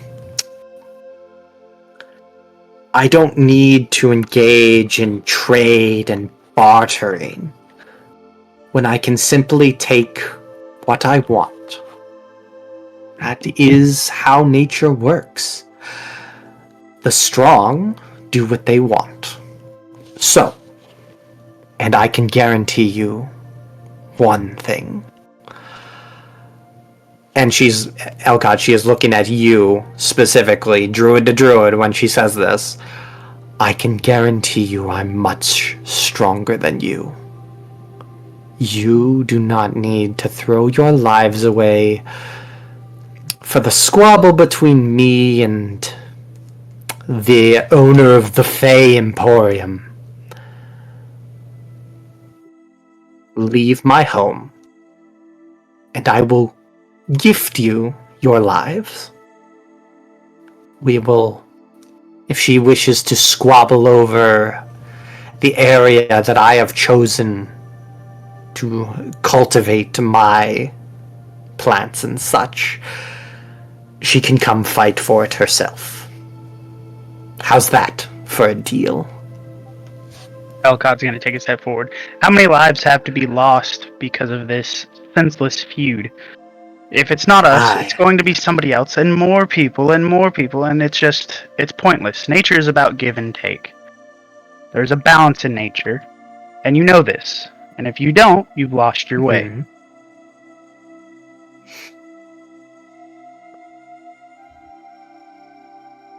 This is why you have to be patient with children.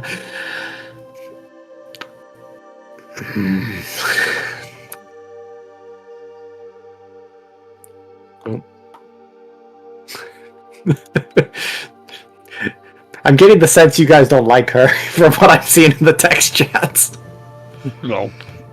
Okay. Not me, but I understand where she's coming from. Mm-hmm. Yeah, Okay, I'm prepared so- if I need to step in, if Elcod wants me to. Okay. Do I need you to So- seduce her? Maybe. We don't know yet. Persuade, Oh, not seduce. have- Come on. Yeah, exactly. Don't default to the one meme joke bards have. Mm-mm. That's all they have, though. Mm, Well, they think they do because they have high persuasion. If you're going with the kiddie pool interpretation, meaning Yeah. the shallow one. Hey, some Anyway. of us don't know how to swim, okay? Anyway. So yeah, Ivy unfortunately is very much of the mindset that the grove is hers. She's very much of the mindset that there are other places for Eloloth to cultivate her herbs. And just for the record, Eloloth runs her Fey Emporium on the outskirts of Yanrel. Like, it's not some big city-dependent thing. And you guys saw nobody else and no other evidence of, shall we say, foot traffic or anything to this grove. It just appears to be some random little patch out in the middle of nowhere. So it's not like some city. It's not like the city's gonna die if like she has this place set over here. My big This thing is was, entirely- how many Yeah, more no, adventures is this chick gonna send over here, and Yeah. possibly to their death? And Right. it's like, this is senseless. Let's Um, figure this is another right. way. If there's another way, tell us the other way. Yeah, this is Right. This is is like- my territory. what? How? So this is my territory. Is that what Helen is saying? You're confusing me first. What? But what do you mean by that? You're in her house. You're in my house. You walked through the open door, plopped down on the couch, and said, "Hey, what's dinner?" But no, I didn't that's flop down. I got told to stand still. that's I literally what know. Elcott is Anyway, saying go to ahead. her, is like, hey, I know. what's the other way? Right.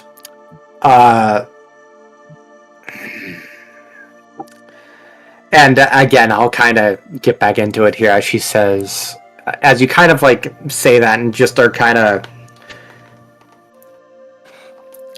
at your wit's end because you've never really met a druid like this that's just so flippant and able to disregard the concerns of other people and just so steadfast in taking what she wants and saying that that's her way of nature there. You kind of have both hands out there because you're no longer holding the torch and just you just kind of be like, well, what are we supposed to do? And she says, she kind of looks at you for a moment, and again she kind of mutters that like, this is why you need to be patient with children. If you want to help me, you go back and you tell that bitch to get her herbs somewhere else. And it kind of clicks in your mind because you remember kind of what Elaloth told you originally. She told you that there is... when she specifically described this grove, she did not specifically tell you that she was the one to plant anything. She kind of just made it sound like that she stumbled upon it at one point. So it's entirely possible that Elaloth just kind of, at one point, pre-treant, hijacked this grove from Ivy. Basically stumbled upon Ivy's garden's been stealing the goods from it. Or just, it's also, well, that's kind of the other part of it that makes this complicated. The grove that you guys came across, again, just in the middle of nowhere. There were no indications that it wasn't like a greenhouse or anything. It was not a garden. It was not anything intentionally set up. So it kind of just puts this puzzle piece together in your mind that this may have just kind of been an area that Ivy laid claim to, and then Elaloth started taking resources from there, and then Ivy in response set up the treant. So it's kind of just this interpersonal clash that got set up in between them. So it's entirely up to you guys here as to whether or not if you think that she's truly lost her way as a druid, I say take a crack at her. I will say that she gave you, Elcott, a once-over, and she is not impressed. She is not worried. From you specifically. So it's entirely up to you guys. You can try to take a crack at her. You can just leave and maybe try to convince Elaloth to gather herbs elsewhere. You already have a few. Or you can try to come up with a third option, a creative solution where you can just try to make it so that these two aren't feuding anymore as you're trying to preserve life on things. That's what I say we kill her. I was thinking maybe we And could split. I will also just say that Helena has visibly been getting mad. Apparently, she doesn't like getting told what to do by people she doesn't like. So, unfortunately, you guys, I'll have to ask you guys to kind of just share opinions out of character because this is all kind of happening in in that very brief moment where your mind kind of puts all the decisions together, and then a decision's gonna have to get made by someone. Well, she kept calling me a child, so Helena's pretty mad. Well, just to be clear, there was no indication that she was calling you that because you're a dwarf. I didn't even think about it that way. well, now you did, so there you go. Oh. So, just so everybody remembers, druids can end up living for a very long time. Mm-hmm. And I know her token has her ears showing, but no, they aren't. It's very possible that she's a half-elf or a full elf, and she has already lived for a very long time on top of the vitality that being a druid grants. Or could grant. So, you never know. Is there a way we can get to the root of the issue? Pun intended. Yes, intend your puns, goddammit. Have some courage. So yeah, discuss, and then we will take our break based on the decision made. Yeah. I know somebody said killer. You guys think we should try and figure out why her and Eliloth are feuding like this? And it's literally. Oh, sorry. Go ahead.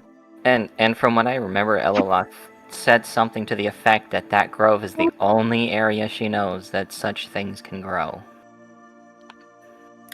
Or they grow naturally. Yeah. She also said that it's a bit harder for her specifically to essentially transplant them and get a proper greenhouse. So she says it's just a lot easier to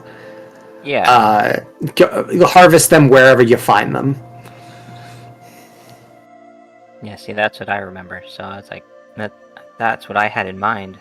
Right. Something we have to remember about that. She can't just transplant, and she can't just replant.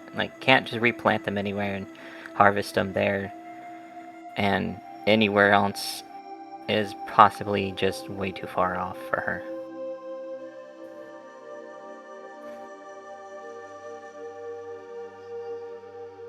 But at the same time, what right do we have to just tell them?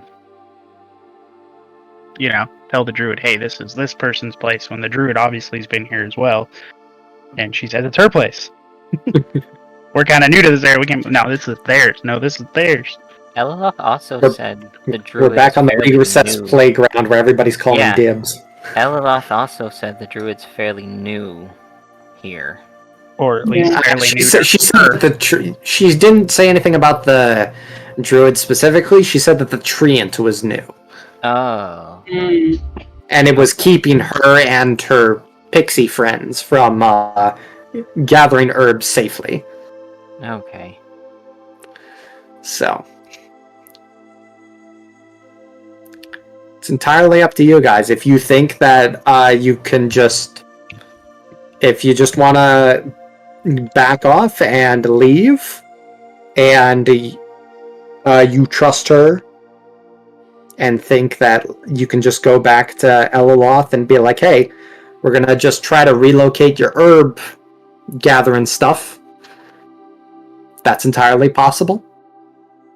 Or you could just kill her in cold blood. It sounds like Gwai here wants to yeah, that's one thing I wanted to. Yeah. That is one thing. That sounds good too. That's kind of what I was hinting at. Where else can she go? Do you know of another place that we can offer to her and say, this is where you need to go? You need to not bother her anymore. Yeah. Okay, so just because nobody was reading it out word for word, I'll just do it. And Gwai here would have said, "Hey, Druid, help us help you. If you want Eloth gone, show us another place she can go so that she's no longer in your hair." Is there another place, though? That's kind of the question. Well, that's one of two questions. Mm-hmm. Ooh. But maybe Ivy knows something One that Eloth doesn't. three. Well, the two questions are, is there another place? And if there was, does Ivy care? Yeah, that was my So, thing. Does she care to that- share? I mean, I could try to persuade her to.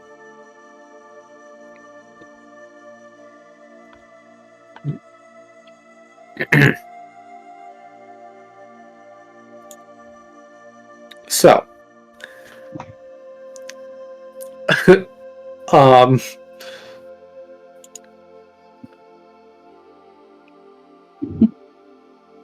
okay.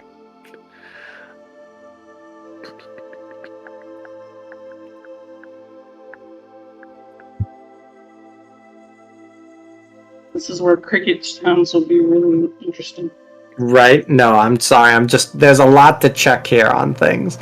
No, that was directed towards Draco from earlier. Sorry. Yeah.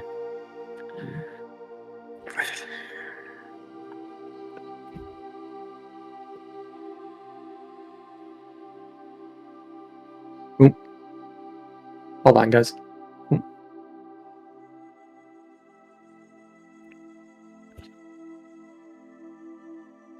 Anyway, so, Beard, why did you suggest that I roll a physical die? I'm the only one.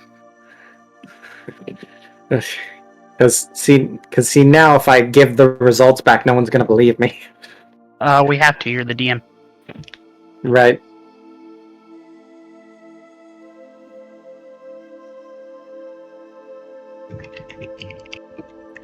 One moment, you guys, just bear with me here. I'm just trying to get all my thoughts and the rolls in order here.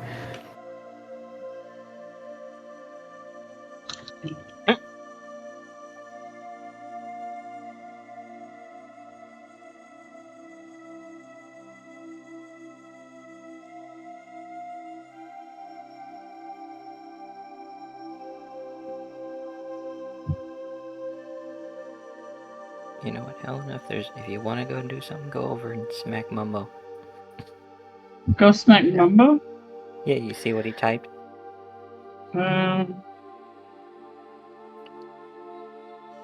You see nothing? DM Rose Nat 20.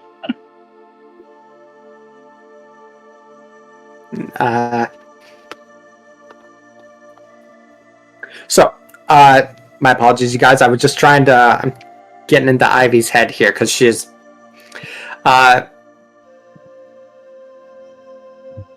As she kind of looks at you all, and as Gwai here says, like, isn't there another place that she could go?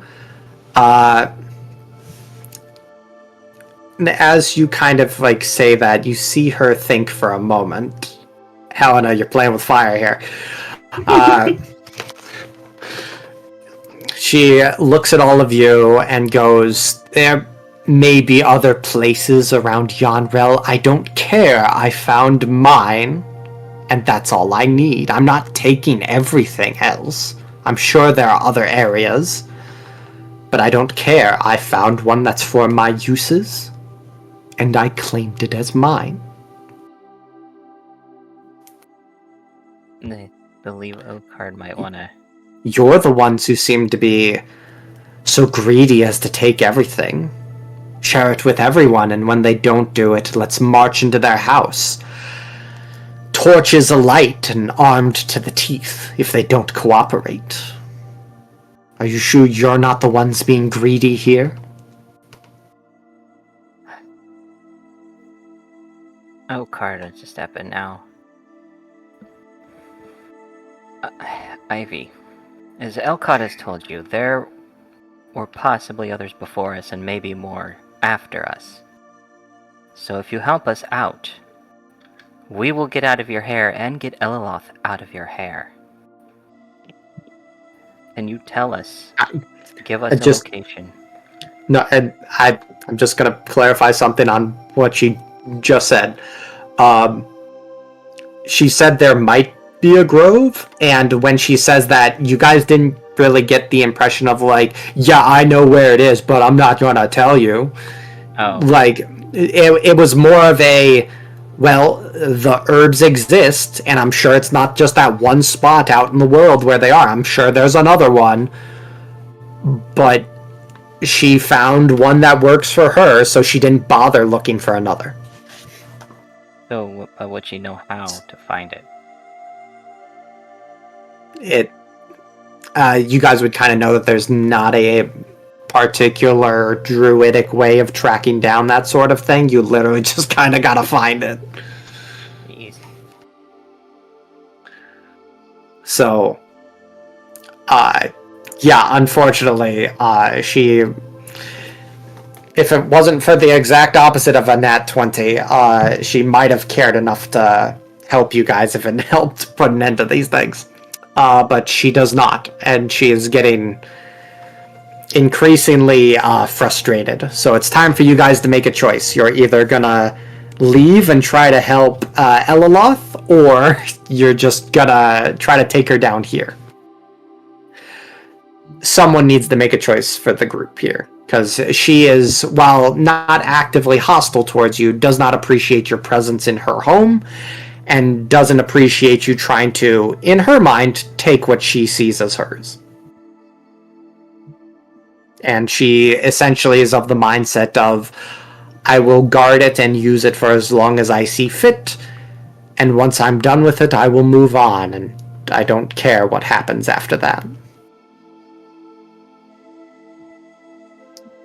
So, Well, Elcott, what do you think we should do?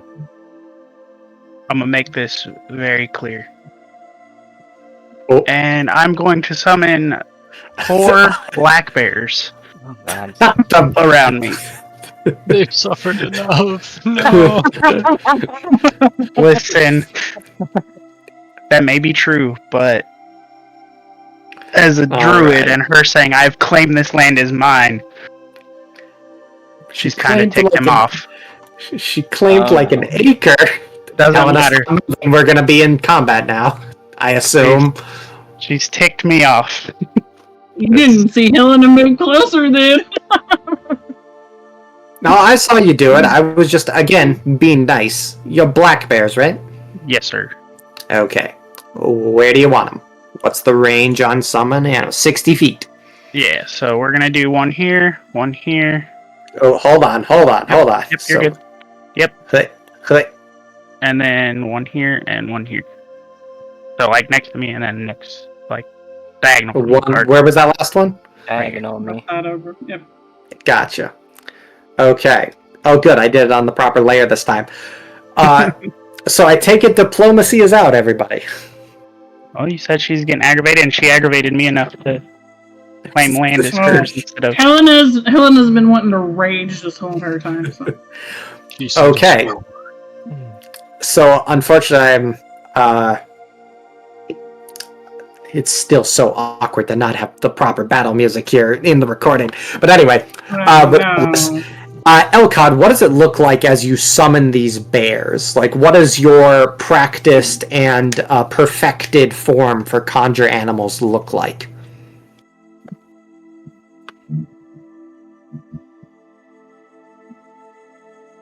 You know, that's a good question.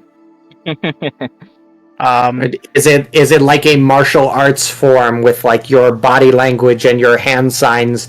Do you clap your hands twice and they just appear? Do they spring up from the ground? Do they conjure out of light? What does it look like? And what do you say to Ivy as you apparently begin a very hostile act, a very transparently hostile action?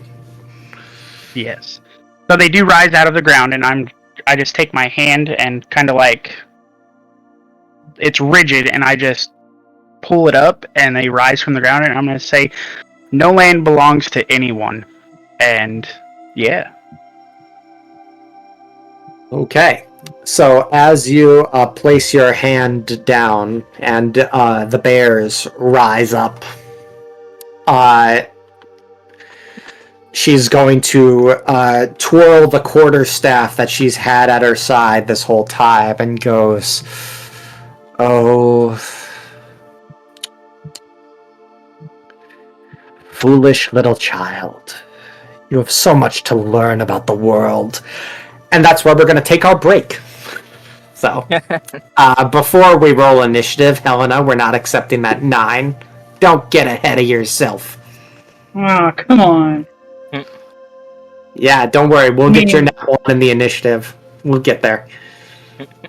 That's not a bad thing. You never know. That. I don't consider it bad.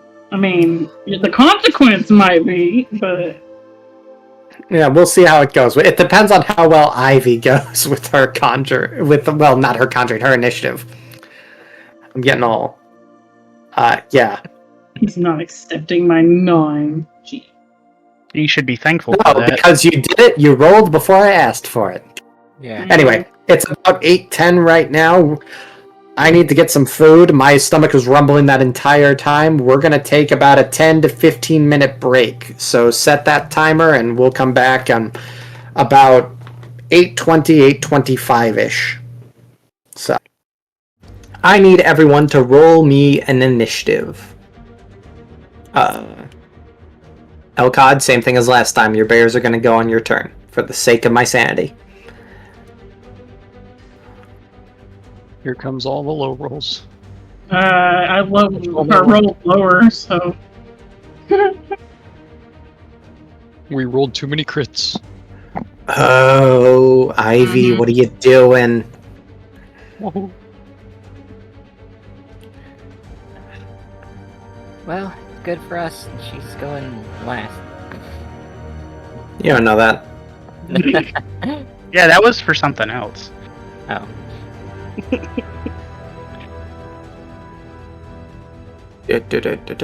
Come on, there we go. Let's add your turn. Alright. Oh, Guai here got a nat 20. So did Elcud. Oh. Yeah, we're wasting on Jesus. initiative. Right?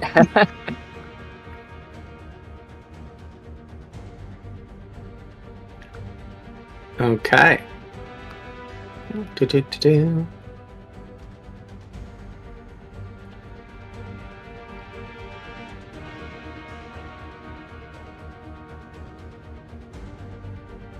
Card 15.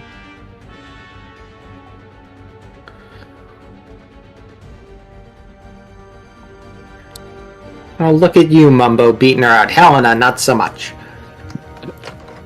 What's your dex mod? Hello. +1. Helena? Helena. Oh, me? Yeah. Yes, you. Couldn't be. Then who? My dex mod is only a 1, a +1. Gotcha. So. Alright. Elcod. Fitting that you summoned your bears here. Ivy has made no aggressive movements so far. What are you going to do? As you claim that she has lost her way. Yes. I'm going to show her the error of her way by doing this. Uh-huh. That's fairy Okay. fire. Yeah, no, I see it. Okay. It says it. It says it at the bottom there. Okay. Whoops, sorry, it did not. Oh, doing it once. No, I get it. No, Just make it's sure not you didn't taking take the off spot two away. different Yeah. Yep. It wasn't taking it, so I tried to recast it, see if it would take it, but no. I had to manually click it off. Okay.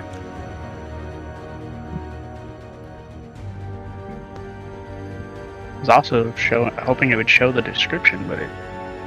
Oh, That's the that one! Yeah, I think Yeah. yeah, there you go. display. Alright. Let me roll her deck save. And it looks like your DC is a 15. Oh, with a 17, she will easily dodge out of the way there. As you create this 20-foot cube, I assume you're... can you use the measuring tool and just kind of... well, just tell me, like, are you... I take it you're taking it from, like, her onwards so you don't hit anybody else? Correct. Okay. So, yeah. So as you create this cube of blue, green, and violet light, you try to, like, control it and bring it inward to cover her body and make it easier for everyone's attacks to land on her. But with her dexterous nature and her familiarity with this spell, she easily steps out of the way. She looks over to you and says, "You're not one to decide if a druid has lost his way. Do you have any idea how much further along on our path I am than you? This is child's play." And that is your action, Elkad. Mm-hmm. What else are you going to do? Just in case for bonus action, I am going to... Oh, Elkad. Yep. Mm-hmm. Because you cast Fairy Fire. Yes. One moment. Yes, sir. You cast a second concentration spell when you had Conjure Oh, is Hand that- as active. I didn't know that. Never mind. I didn't know that was concentration. It didn't not say. Oh, yeah. I didn't realize that. What? That's okay. That was more of the Terrifier, but it's okay. But I will cast Shillelagh on myself if I can get to it. Give me a second. Is that a bonus action? Yes, sir. Okay. So yes, as you okay. So as you summon up your bears and then try to hit her with the fairy fire, unfortunately, because you're trying to hit her with all these glowing lights and make your allies' attacks more easily be able to hit her, you're trying so hard to focus on that your four bears sink down into the ground. She looks over at you and says, "Look at you. You barely have a handle on spell casting. Can you even wild shape, child?" And she balks at your, in her eyes, inefficient spell casting. Is Shillelagh a bonus action? Yes, it is. Okay, then yes, you can absolutely cast that. I believe that one just has a duration. I don't believe that one has concentration. But Yeah, it's just very duration. yeah, your fairy fire didn't hit anyway, so it's not like you'd have to worry about that. I just need to make sure that we won't have the same mishap with that. Mhm. All right, Gwai here. I'm sorry, Elkad, you still have your movement if you want to reposition anywhere. Right there. Okay, that's all? Yes, sir. Okay. Gwai here, you're up with Okard on deck. Sorry. He's all set for us. Move slightly for a clear shot and cast Scorching Ray. Okay.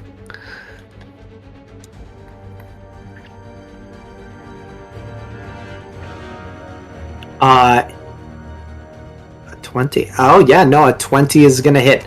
I believe you roll for every ray. Is that right? Okay. So, yeah, you're casting this at second level, so I think you get 4?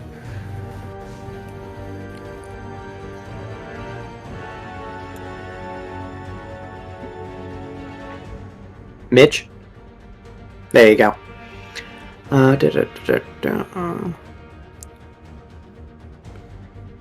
Yeah. Above second. So yeah. Oh, you did it at second level. Oh, okay. So yeah, you just get the 3. So roll to hit 2 more times. The first one did hit.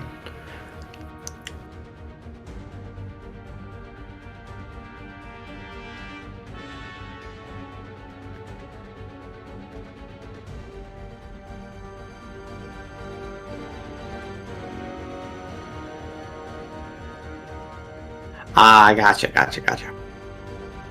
So yeah, roll your 2d6 fire damage. 7 fire damage. Okay.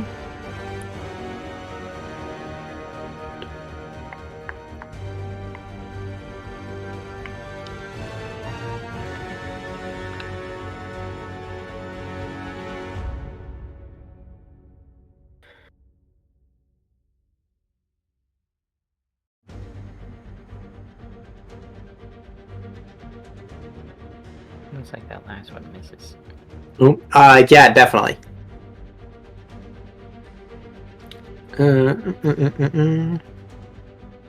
Okay. So, so we had a 20, a 22, and a nat 1. 22 is definitely going to hit. Looks like that was 9 fire damage.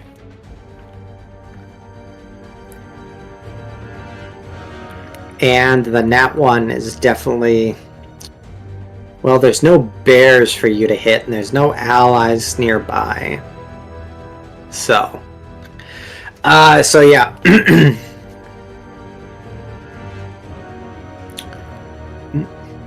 Yeah, no, definitely. Helena would have had a new burn scar if you hadn't done that. So, Guai, here, as you step up and your 3 fingers level with Ivy,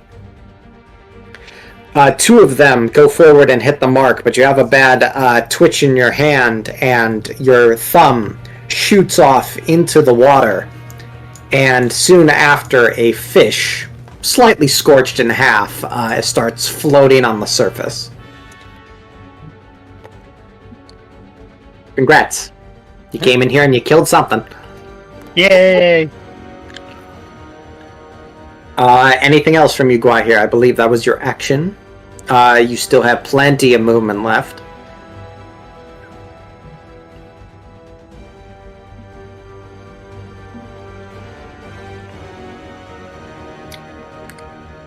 Okay. After Guai here is like, oh, like you try to explain to Ivy, like, no, I wasn't doing that, and she looks at you and is like, how dare you? You killed one of her fish. Okard, it is now your turn with Mumbo on deck. Great. I'm gonna go for Vicious Mockery. Okay. And what is your DC? 15. 15. And what do you say? Actually, hold on. Let's see if Yeah. if it's an intelligence check, correct? Or a save rather? I'm safe. Oh. Okay. So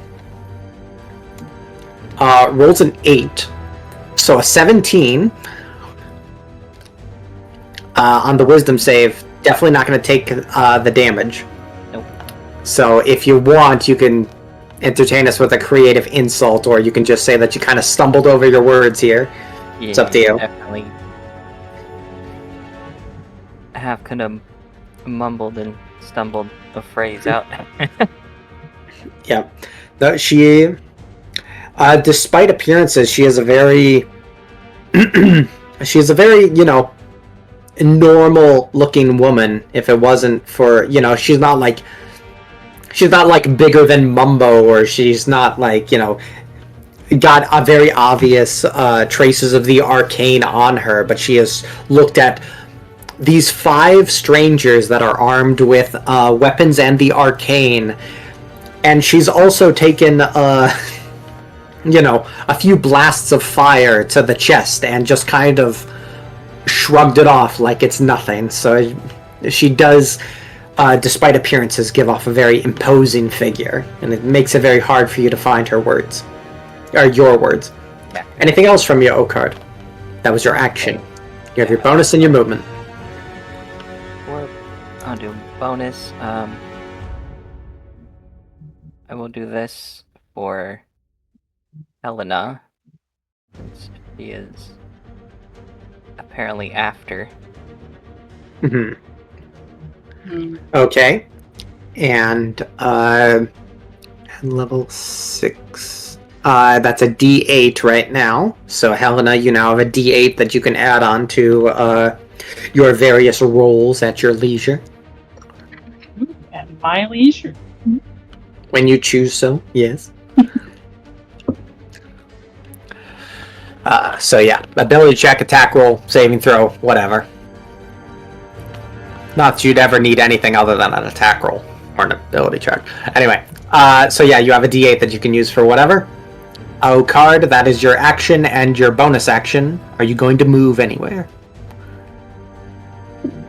No, stay put. Oh.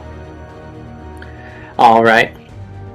And as she sees you kind of fumbling over your words, Ivy doesn't actually say anything to you.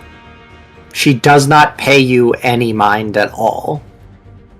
She completely disregards and ignores your presence here, as if it's a non-factor. She might regret that. Well, she saw you stumbling over your words. What is she supposed to think? Yeah. Mumbo, it is now your turn.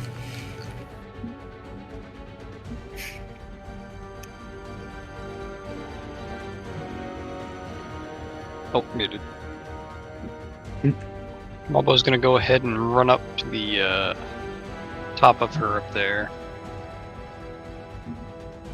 Okay. And he's gonna go ahead and use his bonus action to rage real quick.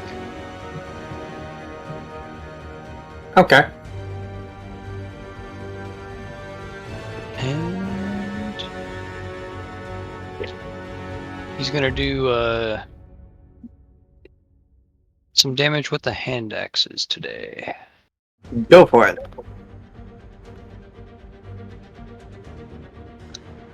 Yeah. 220s are definitely gonna hit. How'd you get The exact The same same- roll.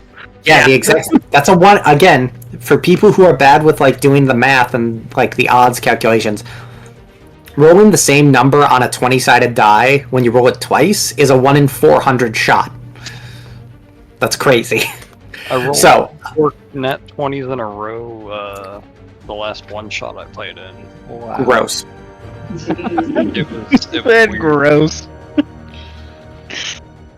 He did say gross. Okay, so 7 and 6, a solid 13 slashing damage. Not bad at all. Did you rage is the question. He did. Yeah, That's why He you got the 7. specified. He didn't make the same little goof as before. Anything else? I believe that's all I can do. Okay. Ivy, it's now your turn.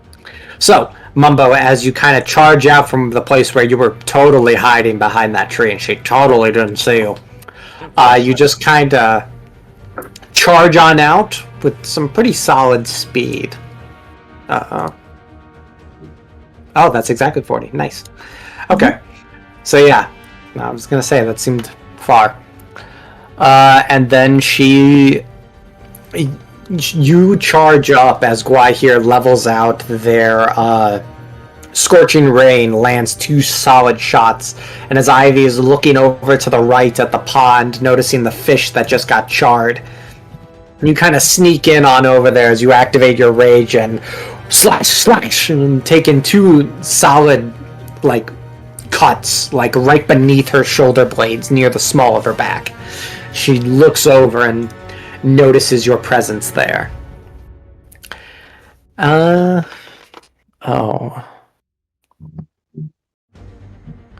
So many fun things to do.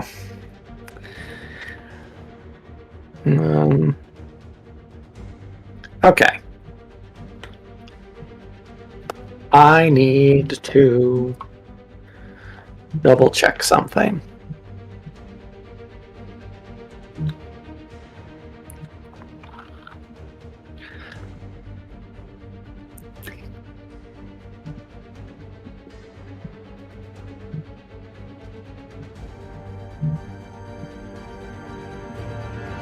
Oh, okay.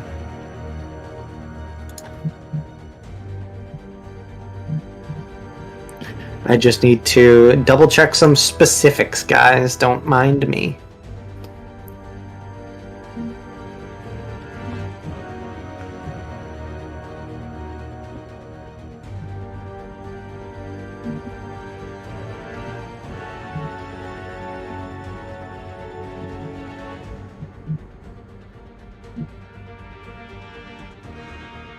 Okay.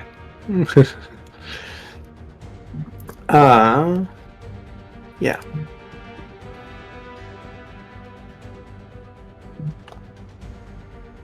I need to measure something. Bear with me, guys. But also, don't worry about it. Oh no.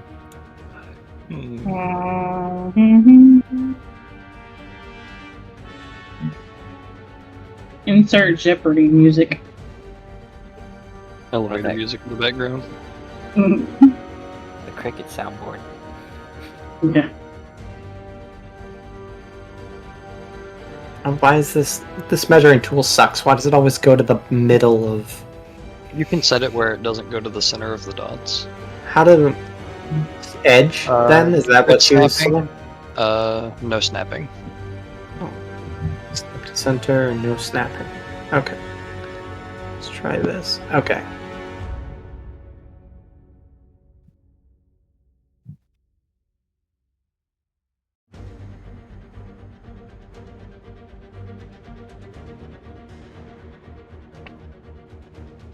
Oh no, it would still be in the center there. But yeah, no, that's accurate.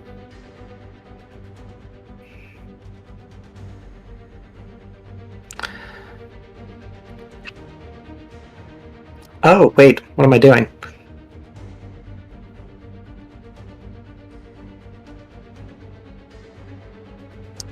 Oh yeah, that'll that'll work much better. Okay. Yeah.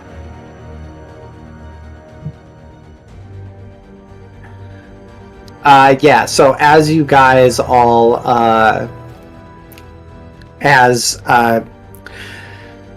Helena kind of takes a offensive stance, weapon in hand. Guahir blasts her with the scorching rays, and Elkod and, well, Mumbo takes some slashes at her.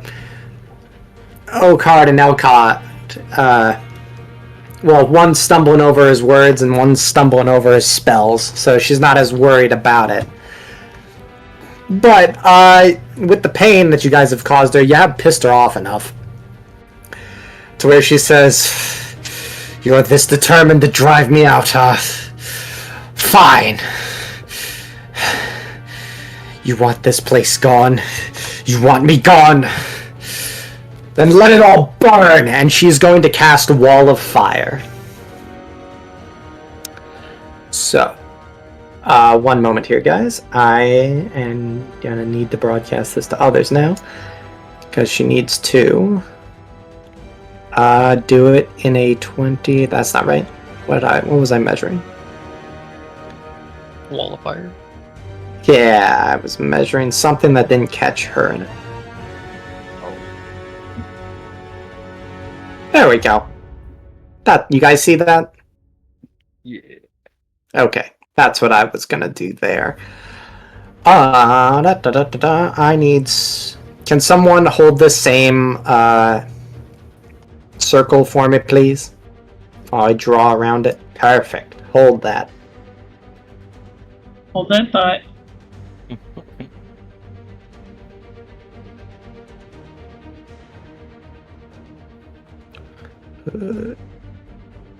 Just doing it very quick and crude here. So, yeah, there we go. All right, thank you. So, as she kind of looks at you all, she looks back at you, Mumbo, as you slash across her back, and she just absolutely disregards you as she opens her hand and now just lets a little bit of ash drift to the ground before spinning her arm around at the elbow, and Helena, Guahir, Elkod, and Okard, You guys watch as that ash gets carried on the wind and swirls around 3 of you and Okard through your legs before she flicks one of her fingers up towards the ceiling and a wall of fire erupts around all of you, trapping you inside. I need to double check the spell. Okard, I know you're going to be taking damage. So, as this wall of fire, it's created within range for her. She can make it, when it's a ring like this, it can be up to 20 feet in diameter, 20 feet high, and 1 foot thick. The wall is opaque and lasts for the duration. When the wall appears, each creature within its area must make a dexterity saving throw. On a failed save, they take fire damage, half as much on a success. However, one side of the wall, selected by Ivy, deals fire damage to each creature at the end of its turn, as long as they're within 10 feet of that side of the wall. It can be inside or outside, chosen by her. They take the same damage when they enter the wall for the first time, or if they end their turn there. The other side of the wall deals no damage. So, what Ivy has just done is she has encircled Elkod, Gwaihir, and Helena, and all 3 of you are within 10 feet of the inner side of the wall. So she's basically can be right up next to the wall like that and suffer no fire damage unless she goes through it. And anyone on the inside that's within 10 feet of the wall... oh, hold on. Did I goof here? I goofed on the measurements. I apologize, you guys. I'm going to have to remake the circle, because it says a 20 foot in diameter, so that... Yeah, that's a 10-foot radius. Yep, that's not as big. Still gets 3 of them, though. Yep. Yeah. My apologies, though, you guys. I don't want to... I measured the wrong thing. Alright, you guys can... Whoever's doing that, you can get rid of that. Yeah. Yeah, that's me being a goof on that. So yeah, alright. If someone could hold this for me. Perfect. Has it I'm gonna out. draw this.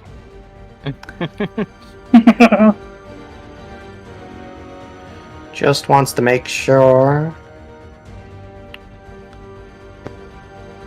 enough people are trapped in there. So, Okard, never mind, you're fine. You get a weird bardic inspirational glimpse to a different timeline where her spell was totally overpowered and you got caught in the double radius of it all. Okard, you're the one who's in danger of getting one side of your face burnt off. I need a dex save from all 3 of you. And same thing. Fire side is on the inside. You said that we saw this, right? What do you mean? We saw this happening? I mean, The yeah. spell happening? I get advantage on dex against effects that I can see when I'm not blinded, deafened, or incapacitated. Okay, good to know. Yeah, so you can definitely go ahead and roll that with advantage then. 2 16s. Again, 1 in 400 people. So 7. Alright. Let me double check her spell save DC. Hey, Muse. What's up? Could I use my reaction, the Sentinel attack, to make an attack against her for... Or, if she's within 5 feet of me and attacks someone other than me, I could do a attack on her as a reaction. That's... The Sentinel attack here is when you hit a creature with an opportunity attack. The third paragraph. Makes an attack against a target other than you. You can use your reaction to make the melee attack. That's when they make an attack roll. Like if they were attacked with a melee weapon, or if they were to cast a spell that they would need to roll to hit for. This is a spell that requires a saving throw. Use check. So unfortunately not. Pretty sure. Anyway. So, yeah, so as Mumbo screams out, I shall avenge you. Back to the deck saves. We have a 22, a 17, and a 17. Go right here. Wait, Helena has something she can do if she Hold wants. on. It has to be before she knows if it passes, though. Ah. Yeah, it's before she knows. So she can roll the d8 if she wants to for this, or... Oh, right, the Bardic Inspiration. Yes, Helena, are you going to use the Bardic Inspiration? Yes. Okay. Oh! Oh, sorry. All right. So, with a 25, Elkod's 22, and Gwaihir's 17, all of you make the save. Oh, wow. Gwaihir, and now only Gwaihir, barely made the DC. So, I now need to roll your damage on this, which is going to be 5d8 fire damage, halved for all three of you. And isn't Gwaihir immune to it? That's a crappy roll. That's only 10 fire damage, cut down to 5. What did you say? Gwaihir's immune to fire? And what about Elkod? Because I know Dragonborns He resists. Resist. Yeah, it resists. The Dragonborns usually have resistance to certain elements. Yep. Elkod, what are you resistant to, buddy? Not that. Okay. Oh. Acid is what I'm resistant to. Ah. But doesn't he take half of half, right? Yeah, so Gwaihir only takes 2 fire damage, the rest of you only take 5. That was a crappy roll. I liked it. No, personally. it was beautiful. What are you 2 talking 1s, about? 2 2s, and a 4. This is crap. I mean, you should be punished for those ones. Those are damage rolls. Those are on Damage D20s, rolls. not damage rolls. Look, So. Gwaihir resists fire. Yep. Right. Gwaihir took 2.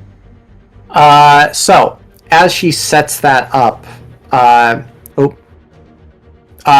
Gwaihir, you can cast Hellish Rebuke if you'd like.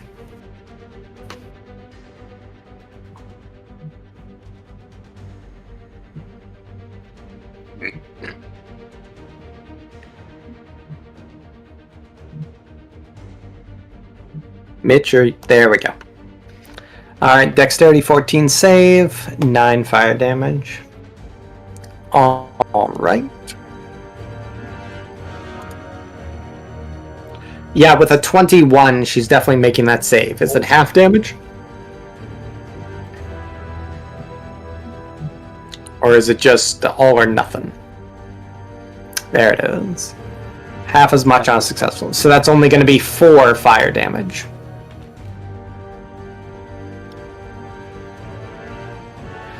Alright. So, however, and this is important here, Wall of Fire is concentration, so she took damage, so I'm gonna need to roll a Constitution saving throw for her. Her DC is 10. Yay. Yeah, so even excluding her con mod, it's that's gonna pass, and the Wall of Fire holds strong as Elkod stands right in the middle of it there. So, It's warm. yeah, no, very much so. Gwaihir doesn't mind it much. Okay. And as her bonus action, she is going to twist around the quarterstaff that she has, and Mumbo and Elkod and Okard, you guys will see as her staff begins to glow with magical power as she casts Shillelagh on her own staff. She is then going to kind of ring around the rosy with Mumbo here. Not exiting, actually. I don't think that provokes an attack of opportunity. No, that's the kind of the trick to it. She could run circles around you here if she wanted to. But she definitely does want to. Yeah, she wants to get some distance here. So. Okay. What she wants to do, she's going to move 5 feet here. And then 10 feet this way. So yeah, you can invoke an opportunity attack if you'd like to try, Mumbo. But that's going to use up your reaction until your next turn.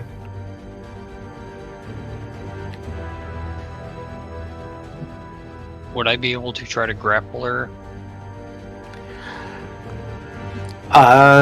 Yeah, opportunity attacks are more like melee attacks. Alright. We'll try for Or in other circumstances, they can be spells, but you need feats for those. I got a 15, unfortunately, will not break her armor class. So, 10, and she's going to use the rest of her movement as she... it's one of those quick little... It's not like she's in a full sprint, it's one of those things where she initially just kind of like jukes out of the way and just like, oh! And then, so that's going to be 10, 20, 30, 40... Oh, that's not... I can't count. 5, 10, 15, 20, 25, 30. There we go. I promise I can count, you guys. I can do adult level maths. And that's going to be the end of her turn. Helena, it is now your turn. You cannot... let me double check. Yeah, you can't see shit. There's a wall of fire around you. You have no idea where anyone else is except from Gwai here and Elkod's leg. Well, I mean, I saw the general direction Mumbo was in. Yeah. Yep, I'm just letting you know that you currently don't have line of sight on anybody because the firewall is 1 foot thick and opaque, meaning you can't see through it.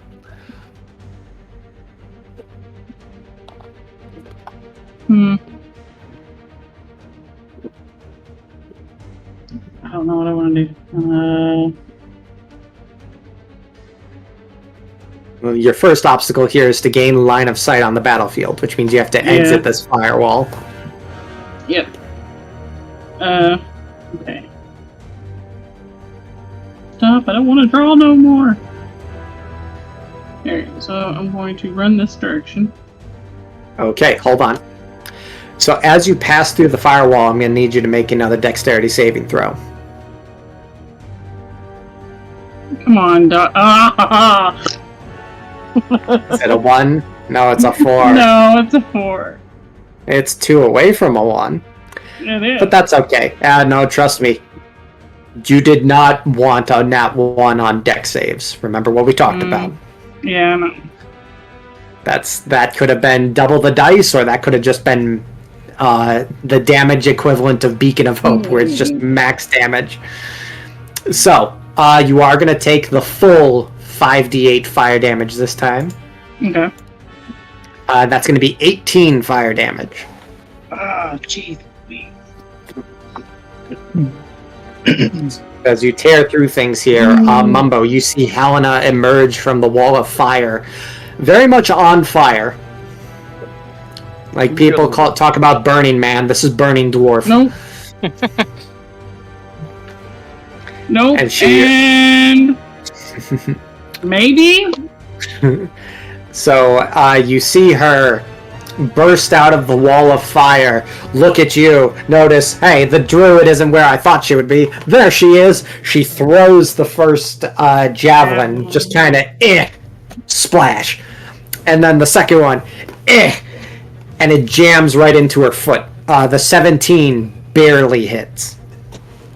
Roll for damage. 7 piercing damages. Very, very good. I forgot to rage and all this too, but anyway. Okay, you can certainly rage now if you'd like. Yeah, I'll rage now. Okay. Because I missed her the first time. There you go. So I got really mad. Yep. Okay. And That is your action, your bonus action, and some of your movement. Anything else? yeah, I'm gonna finish my movement, which let's see, 5, 10, 15, 20. You can get her to here. Okay. Yep, I believe so. Yeah, you were here. Mm-hmm. So. 5, 10, 15, 20, 25, 30. Oh, that's the wrong thing. That's not. 35. You have 35 movement? Mm-hmm. 15. So I Wait, can why? get right on. Oh, right, the barbarian thing. Mhm. I forgot you started off at 25. My bad. Anyway, anything else from you, Helena? Nope, that's it. Okay. Elcod, Yes. you are currently standing in the middle of a 1-foot wall of fire. Yes. Can I take a step out? Yeah. And then So I here's would- the thing. Yeah, go ahead. Because you are halfway in the wall of fire, you did need to pull half of your body out of it. Mhm. So I am going to need that deck save. Yeah, no, I got you. That makes sense. That's gonna Oh hurt. no.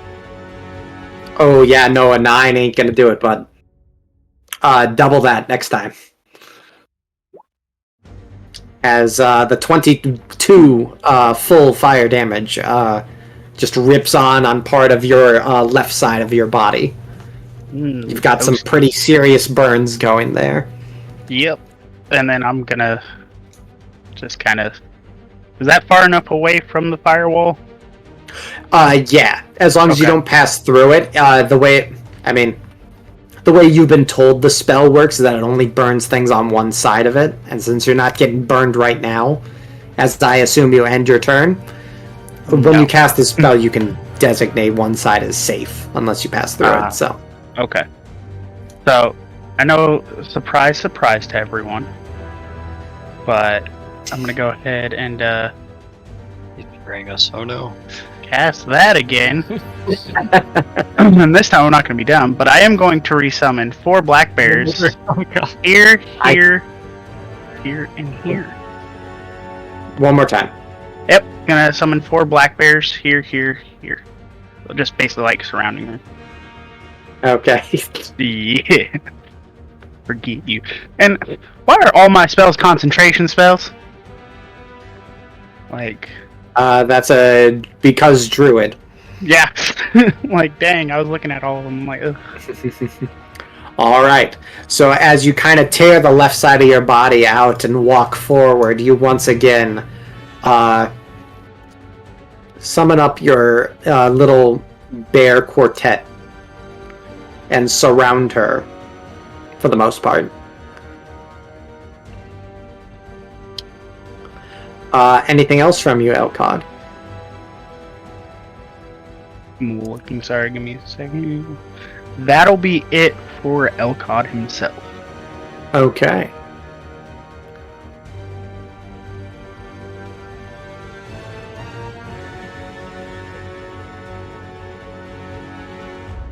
Okay. So, Gwai here, it is now your turn with Okard on deck. Are my black bears gonna go? Yeah. Oh, right. My apologies. No, you're good. 1 second, Gwai here. We'll go with the bears here.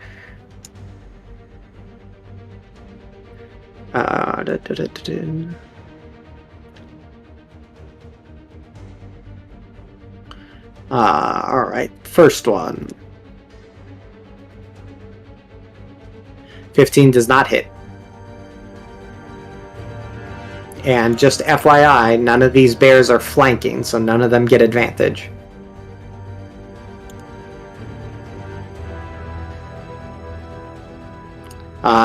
First bear, Come on, neither bear, of the do attack better. hits. Do better. The second one gets a crit. See? This bear up here in the corner gets a crit. 24 is definitely going to hit. For 8 piercing damage.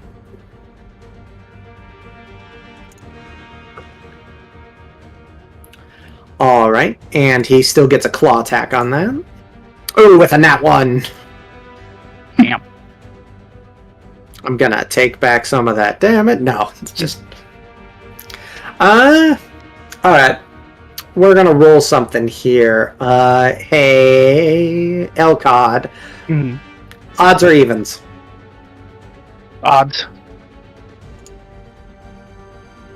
Oh, with evens. The attack does land as the bear slaps this bear in the face. Rude. 7 points of damage to this Jesus bear. Christ. It's bear on bear violence. It is bear on bear violence, and you're making them do this, Elcod. Well, that was rude. And now it's now the third bear's turn. The one that just, if he survives this, he's gonna have a really just badass looking eye scar. 19's gonna hit. And so is a 21. He's already the most badass. He got amped up. He got woken up. He got woken up and just the adrenaline's pumping. He's existed for all of 5 seconds. So, yeah, 13 damage there. Okay. And last but certainly not least, the final bear here. One with its bite. 14 does not hit. Ooh, and an 11 does not hit. We missed a nat 1 on the other side. See, the other ones aren't awake yet. They need a slap. Right. Somebody Right. needs a slap. So many of the bears are either, she's used to being around animals and she kind of dances and kind of like hops and skips around out of the way here from all these fangs and claws. Some of them do make contact, but because of the armor that she's wearing, they just scrape past it and don't pierce through properly. And there's an unfortunate mishap, like a train wreck in slow motion, where you see this other bear miss her as she pulls her leg out of the way, just as the bear that did get her, like the third bear that got her, it was already like piercing into like her knees slightly, and then you saw the other bear's claw come up. Because these all happened simultaneously. That claw came up and just slapped the other bear in the face, just like a solid. And he's like, "Oh, yeah." Now your bears are growling at each other. And that's it from you, Elcod? Yes, sir. Okay. Gwai here. I apologize. We're going to scroll back up here. So you're going to walk through the fire, and as I see how far away the druid is, I move to the edge of the shore and cast Eldritch Blast. Here's my dex save for the fire walk. Did you roll that? I'm not... Not yet. Okay. I assumed, but yeah, roll that dex save real quick. 7, no. Oh. So you'll take half damage anyway, but unfortunately it'll be the full damage of 9 fire. So 19 cut down to... rounded down to 18 and then cut in half for 9. Or 9.5 and then rounded down if you guys want to be pedantic about it. And then you're going to cast those Eldritch Blasts.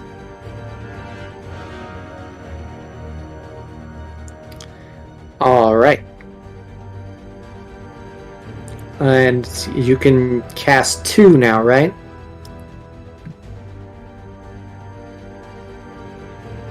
A 12 is not going to hit. You got to be careful with your nat 1s here. Roll that second one. A 22 will absolutely hit, though.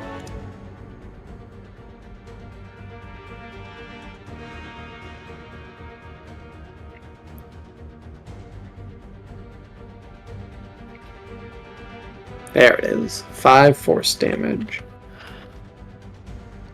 Alright. So, anything else from you, Gwai, here? You move 10 feet.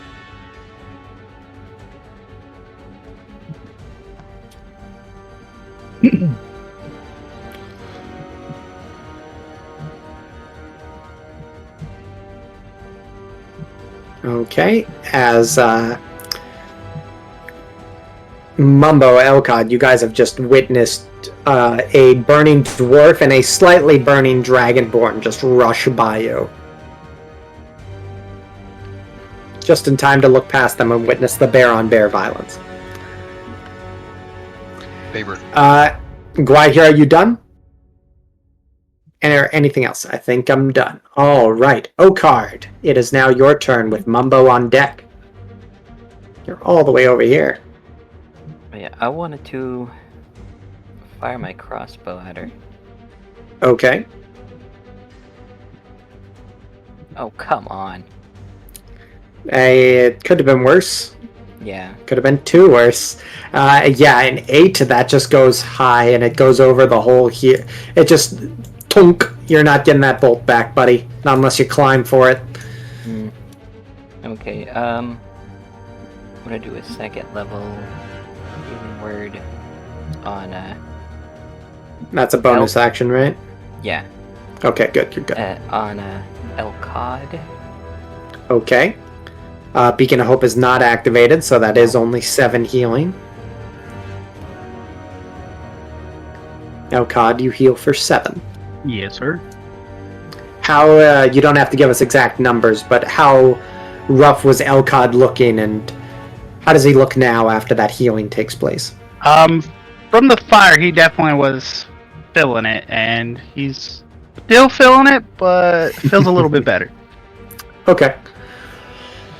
All right. Anything else from your Okard? That was your action and your bonus action. You still have your movement.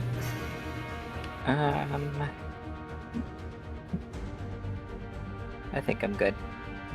Okay. Mumbo, it is now your turn. Let's see.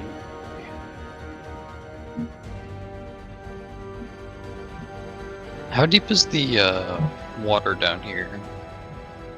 I mean, you haven't swam in it, so you don't know for sure, but it's not like you can...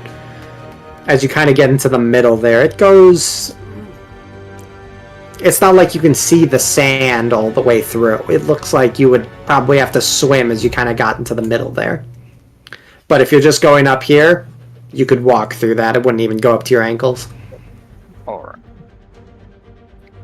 Mumbo's gonna go around Helena here and through the water and get right next to her. Alright. Yeah, you got all the movement in the world to do that. 40 movement speed. Yep. And we're gonna go with the hand axes again. Okay. Ooh.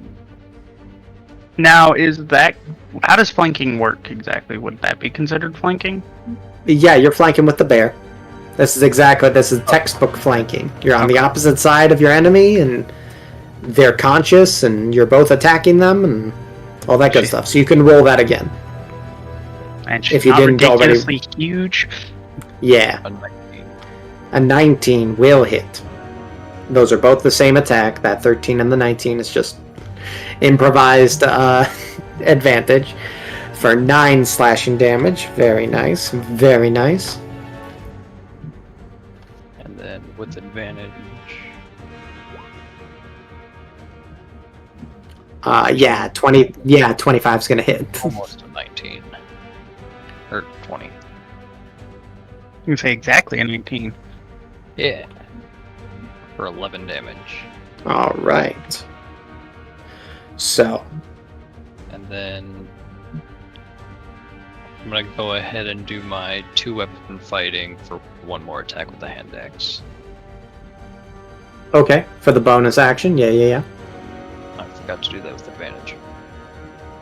You can roll it again. I think a 25 is gonna hit. So, It might. There was a possibility of a nat 20 That's true. or 6 damage. Okay. And that'll be all. Okay.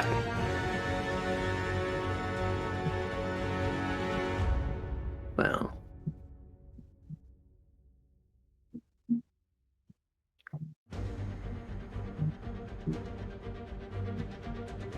Okay. So, I have good news, guys. Well, some of the fire on Helena is now out as Mumbo comes and splash, splash, splash across as he charges over. And then he starts hacking and slashing at her, and while she's busy being wary of the bears that are surrounding her on various sides. She's not quite prepared for someone to come splashing through the water and hacking an axe at her. And as you actually cause a few slashes to appear on her armor and actually cut through, I will announce that... Oh, that's Mumbo, not Ivy. I will announce that Ivy is now bloodied. She is below half health. Mm. Mumbo, anything else from you? That'll be all. Okay.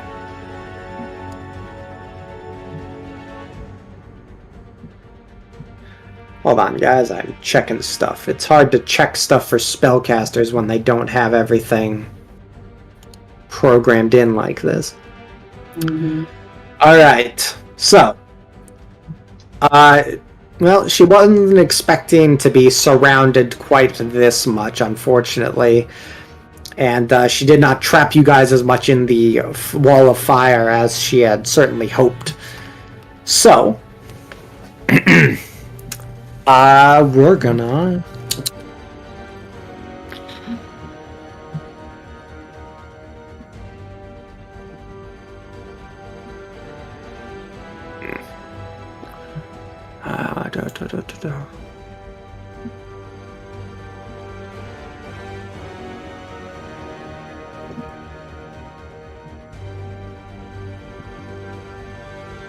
Oh. Okay.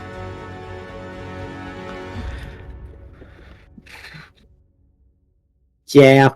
Alright. So. That's 3rd level.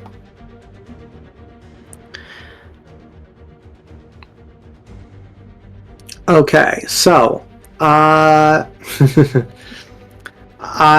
you guys like kind of bring down this whirlwind of blades and javelins and spells and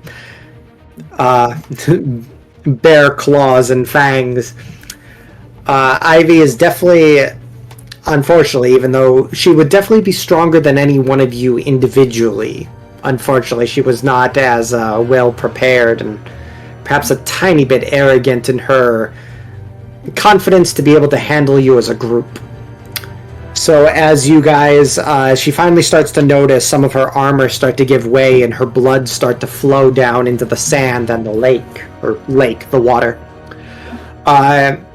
She's going to get a little bit desperate here, and she's going to scream, "Get away from me!" as she claps, and I need every bear, Guahir, Helena, and Mumbo to give me a Constitution saving throw.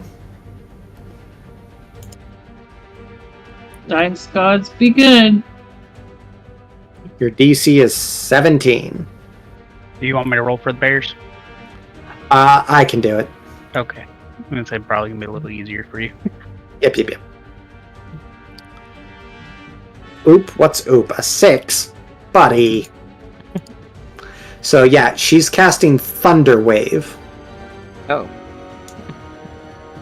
I'm in danger.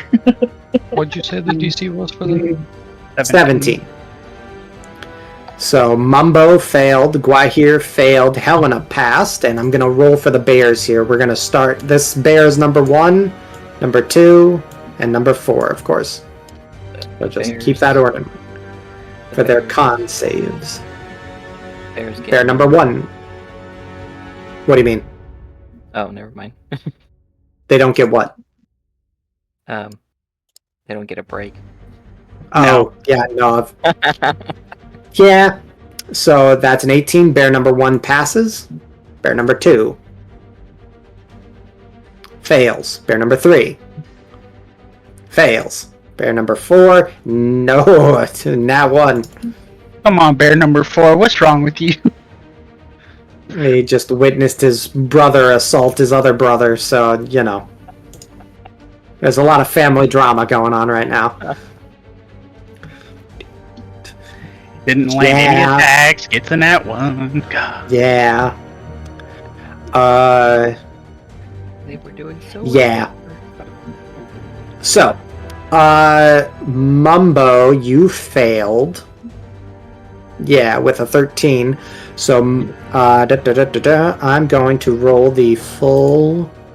Yep. Damage here, and you will take the full damage. You're going to take 17 thunder damage. I use my stone endurance to reduce that damage. Go right ahead. Roll that die. Ooh, by 10? Okay, so you only take 7 thunder damage. Unfortunately, you do also move 10 feet away.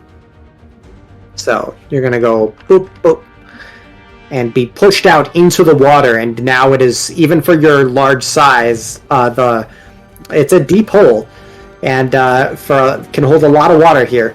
And you are unfortunately now swimming. Let's see here. Bear number 1 passed and took the full 17. Bear number 1 is almost dead. Bear number 2 also almost dead. So if they pass, they'll take full damage? They take... I think you're right. No, bear number 1 did pass it. It's it's half damage. So No, you're right. I goofed it. So yeah, no, that'd only be 8 damage. So yeah, no. Okay, not bear number 1 is not on death's door, but he's looking halfway beaten to death. Bear number 2 is almost dying. Yeah, bear number 3 and bear number 4. Well, there was that vicious attack on bear number 3 that cost him a few vital hit points, and bear number 4 wasn't even paying attention because of the vicious bear-on-bear violence and the nat 1 on that con save. Both of these bears are just dust. Oh, and bear number 2 goes over this way. Gwahir, you failed. You're going to take the full 17 thunder damage and get pushed. Yeah. You're going to get pushed over here. And Helena, an 18, you only take 9 thunder damage and are not pushed. That's good. So, as she goes over there. Oh.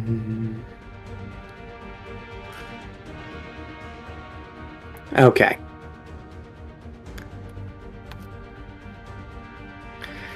Yeah, this is not looking good for her. Anyway, so she's definitely going to, because she used her action for Thunder Wave. Yeah, she's definitely going to 5, 10, and then she's gonna just make her way out and away back towards the roots where she was originally, where you guys initially saw her come out of. So the bear number 1 could take an opportunity attack if Yes. so An opportunity. 5, 10, 15, 20, 25, 30. So she'd still get over here. The bear does not have Sentinel before anybody makes that joke. Bite or claws here, Elcod? Let's go with claws. Claws. 19 is definitely going to hit Nice. for 9 slashing damage. Nice. That's almost max damage for that attack. Right? It's not bad. Alright, and she has climbed up on over to the onto the roots here. She is a tiny bit higher than, like, say, the grass level there. And she is, like I said, she's bloodied. She's looking a little rough. But, yeah, she is still alive and kicking. Helena, what have you got for us? Elcod, you're on deck. She runs up to her Okay. and swings her axe and doesn't hit, probably. No, unfortunately. Well, it hits. It makes contact, but it does not do any damage. That one, on the other hand, that one, on the other hand, absolutely will. So, roll damage for me.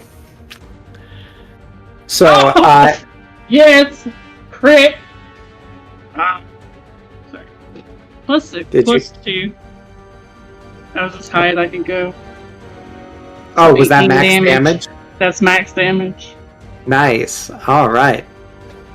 So, as you come up, and your first attack was kind of like in this awkward. You're kind of coming up on this hill. You take an awkward, like, extra step and just a little too long, so your blade just kind of goes wide.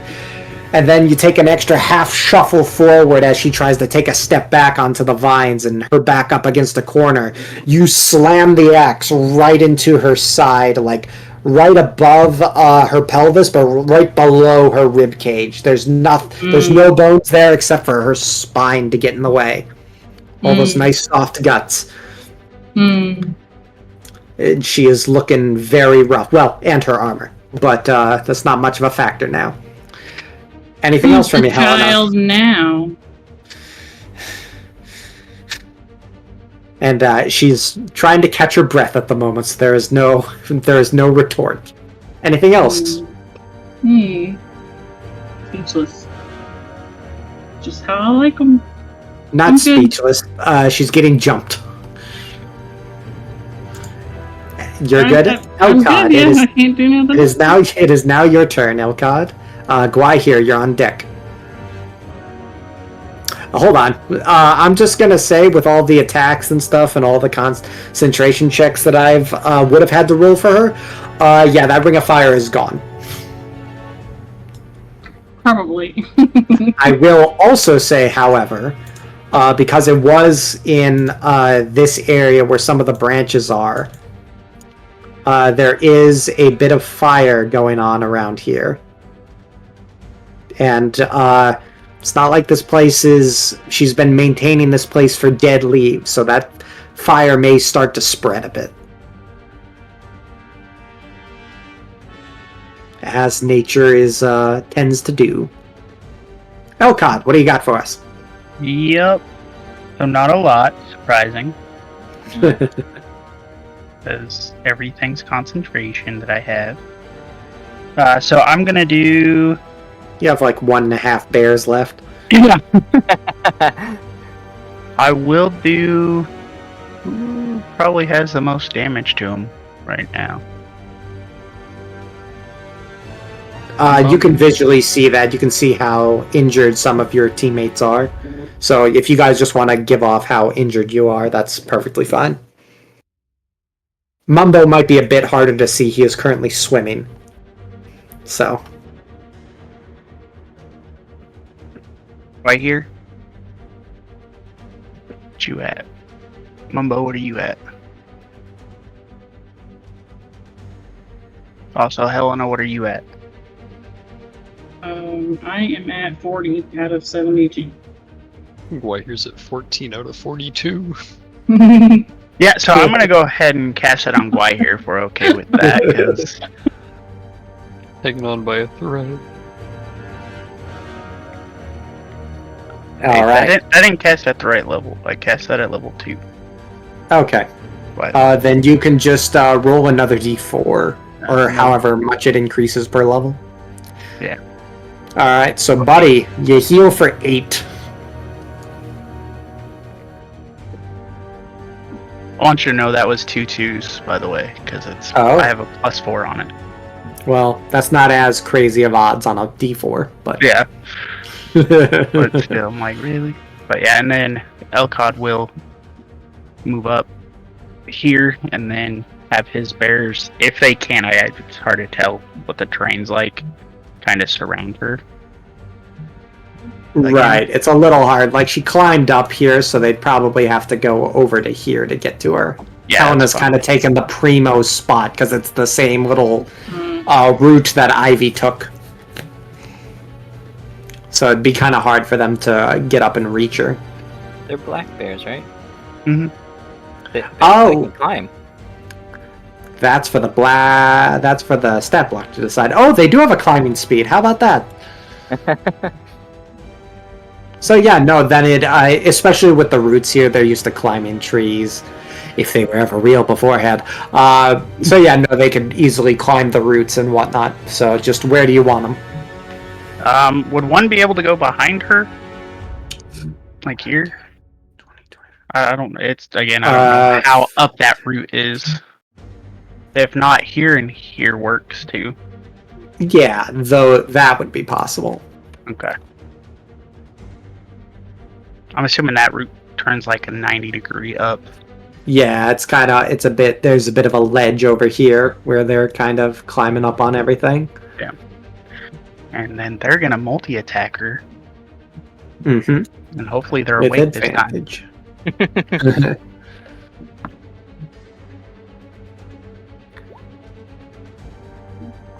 23 is definitely going to hit. 16 will not, though. So only the bite gets through. That's going to be 3 piercing damage. That was this one, the one that's like nearly dead. Mm-hmm. So it's not doing too great. But damage is damage. You know, it's missing a few teeth. It's okay. Right. He's missing most of his teeth. He kind of just gummed at her a little. 21. Yeah, they're only getting the bite attacks now. That thunder damage really shook him up. That's only going to be 4 piercing damage. All right. And our turn. All right, Gwai here. It is now your turn with Okard on deck. Whitehair's gonna move up as much as she can, and she'd like to cast Eldritch Blast. Okay. It's not in the way possible. Oh.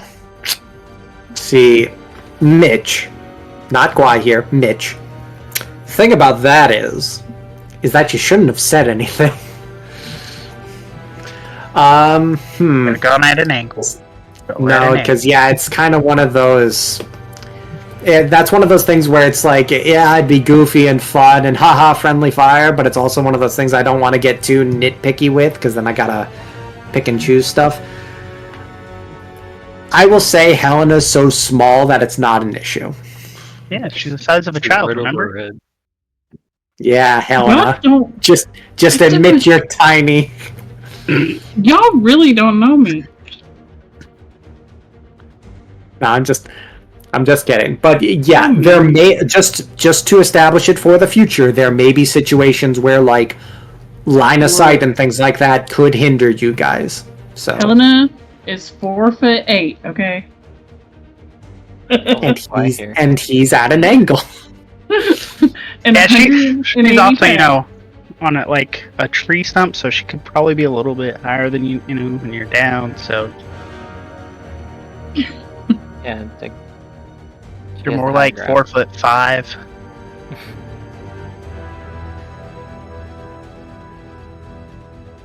All right. So yeah, where are those Eldritch Blast rolls, Gwahir? Yep. 8, unfortunately, will not hit. Come on, 20. Ooh, and that one.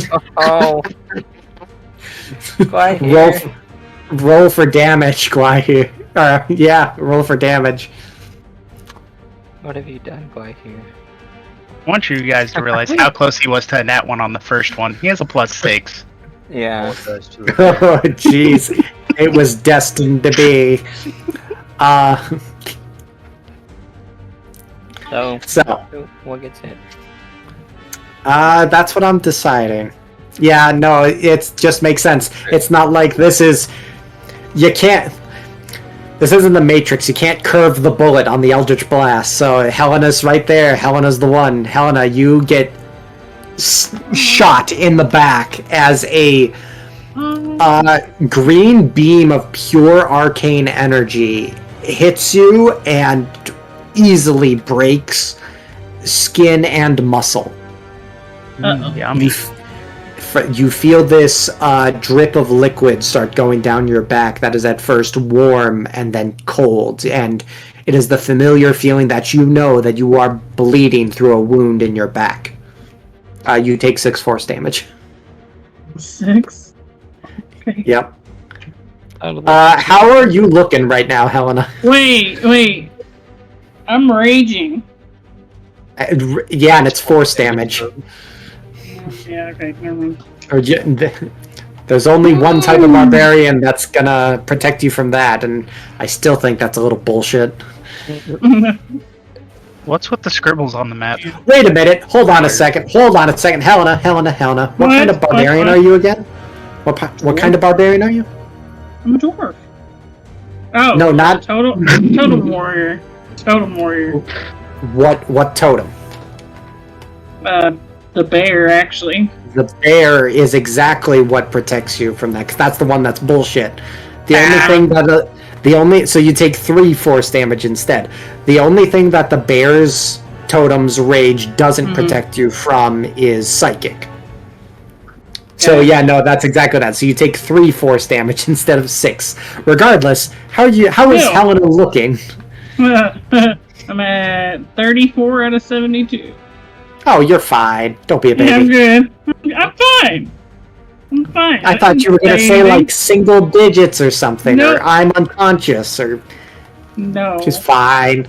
Helena's never been unconscious. Let's keep it that way. You shouldn't say I things should like that never out loud. said that. Yeah, I know. Sorry, God. Just like Mitch asking about, hey, Helena in the way. Well, now you gave him a reason to say, yeah. Yes. No, that was the Nat 1 speaking. I said nothing on that. And as far as you guys not talking, or not dying or anything like that, I told you before this all started, that's what I have flying rocks in orbit for. Anyway, Gwai here. Anything else from you? Spike, if you could read that one out. Boy, here's gonna wince and yell, "Sorry!" and then just kind of hides behind a bush, hoping no one else saw. No one saw. White thinks it's best to do nothing. Anyway, Okard, it is now your turn. Gwai here, are you going to move from that position at all? Or is it just for flavor, hiding behind the bush?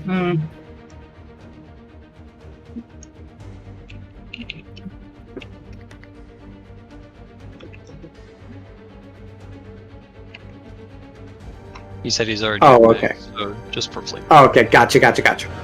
All right, Okard, it is now your turn. You are on the other side of the map, my guy. Right? I was gonna move. I'd hope so. Yeah. Seeing everyone else move, especially Ivy, try to keep close enough to everyone. Right. All right. I am in range of this, right? I am. Okay. I wanna do Vicious Mockery. You don't roll over in that one. Vicious Mockery. Okay. That means she has to do it. Yeah, it's a saving throw. Good choice. You can't roll a nat 1 on a saving throw. Well, I mean, I was gonna say she can. A nat 1 that is detrimental to you guys. Right. We'd prefer she rolls a nat 1. So yeah, it's an intelligence saving or wisdom save. Mm-hmm. Okay. Sure, buddy. For funsies, I want an insult this time. How do you vicious mockery her? How do you mock her viciously? You are the absolute worst druid I've ever seen. Do you say it in that deadpan voice? Yes. What's your DC again? 15? Yes. Okay. Yeah, with the 15 plus 9 for 24. is going to, again, do the worst thing that you can do to a bard and ignore them. Really Anything trying to else go for from- that disadvantage on her? Oh, wait. You picked the one saving throw she has where she has a +9. Ay, Good God. ay, ay. Alright, what I got left? Bonus action.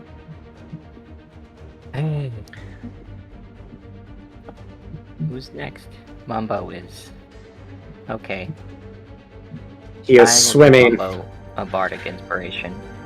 All right, Mumbo. How do you inspire Mumbo as he is treading water? May you may you swim well. May you swim well with the fishes. You have good form. Yeah. All right, Mumbo. You now have a D8 that you can use for whatever you wish in the next 10 minutes. Ooh. Little burst of the arcane. Anything else from your card? That's all I can do. All right, Mumbo, it is now your turn. You are currently swimming. Correct me on something here. Do you have a swim speed, buddy? A swim speed? I do not. Oh, That means so it essentially, when you're swimming, it basically acts like difficult terrain.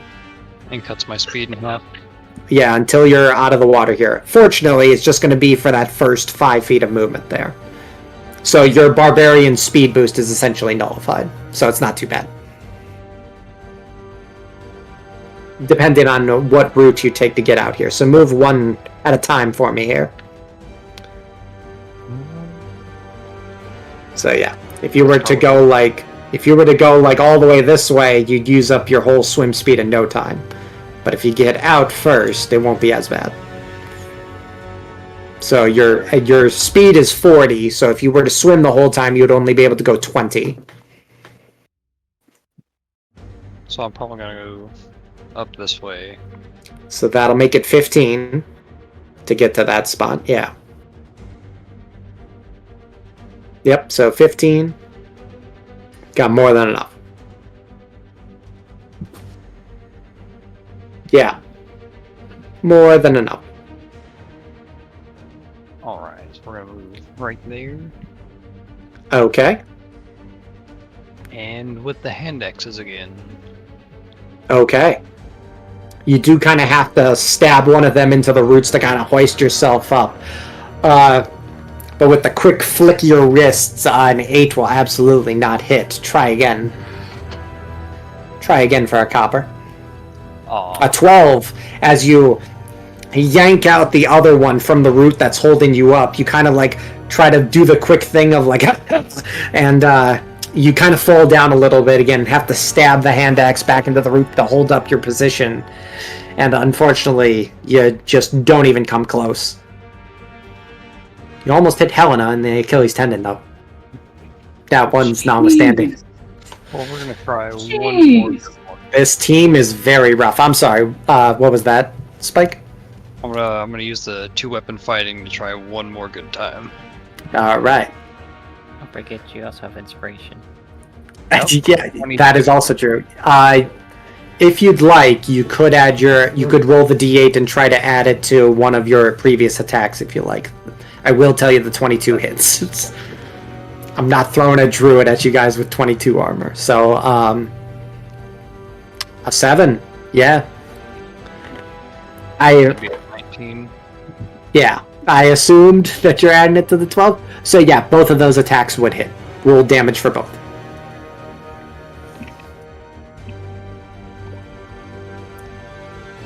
Eight and 9. 8 and 9. Okay. Ooh. Okay. Anything else from you, Mumbo? That'll be all. Okay.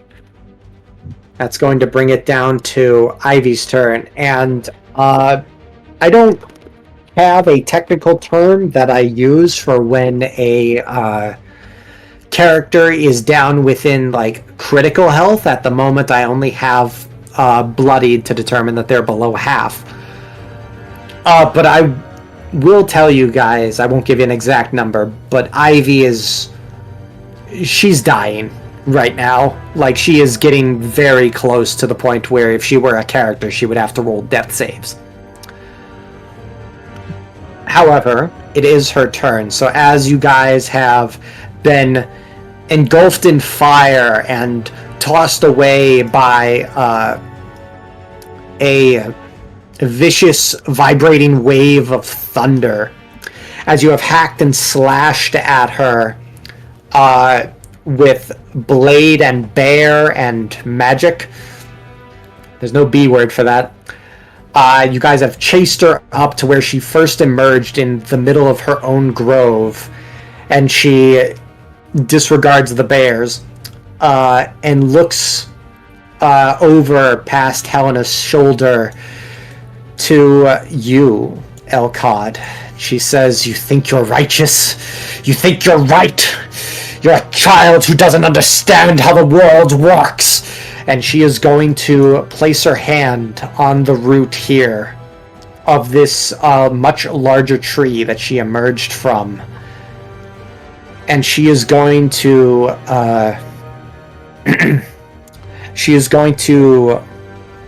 cast a spell, and she's going to make eye contact with each and every one of you and say, "Don't worry. You could have just let it all lie, but this isn't the end of this. I'll remember you all. I'll see you real soon." And she will meld down into the roots of the trees, casting transport via plants, and disappear. She is gone, right in front of all of you. We are now out of combat. Mm-mm. Oh, you're right. How could I possibly forget? The fire is starting to spread.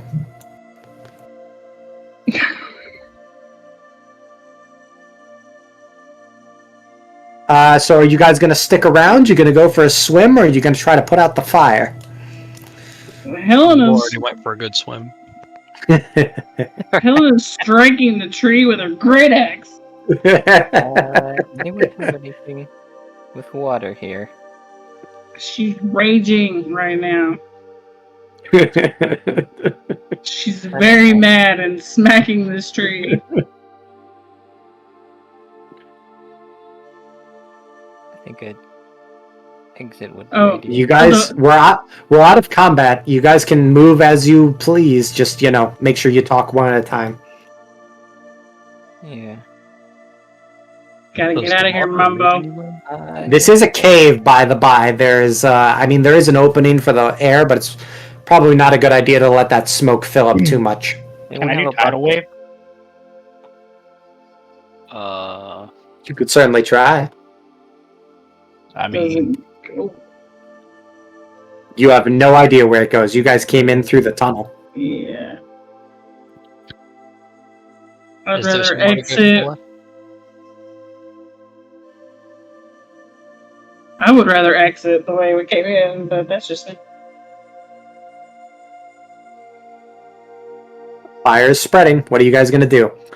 Oh, Elcod. Tidal wave. Alright, range 120 feet. You conjure up a wave of water that crashes down on an area within range. The area can be up to 30 feet long, up to 10 feet wide. 10 feet wide, and up to 10 feet tall. Oh. Okay. So yeah, we don't need to read specifics here. I'm just gonna say, Elcod, what does it look like as you summon the tidal wave here? I'm gonna take both hands and just turn towards the water and just bring them up, and then throw my hands towards the fire, and wave's just gonna go. Okay. So this much larger opening over here, as Elcod kind of makes contact with the water and goes through his familiar forms and gestures in the common way that you guys have seen druids perform magic. you guys watch as a much larger wave of water comes in through the mouth here, fills up the little lake almost up till about here, and ends up extinguishing the fire very properly, and then starts to slowly drain out of here. The plants look a little charred. A lot of the dead leaves have definitely been cleared out, but the danger has been averted. He is not Moses. No, but I am the He's mummy. out. He's Elcod. Anyway, so you guys have certainly driven out Ivy the Druid. That definitely brings you guys to... You're still chopping the tree? How long does that take? Just like a minute. Okay. So, you guys have a slightly burned corner of the cave over here. You have a slowly draining pool of water over here. The fish are definitely somewhere in the bushes over here. They're dead as hell. And you have a hacked up roots of a tree over here that did nothing wrong, Helena. And 2 bears. So, let's just run through things here as we are almost ready to wrap things up for the night. Okard, how do you feel about facing off against this druid that made you stumble over your words and, worst of all, didn't seem to give you the time of day?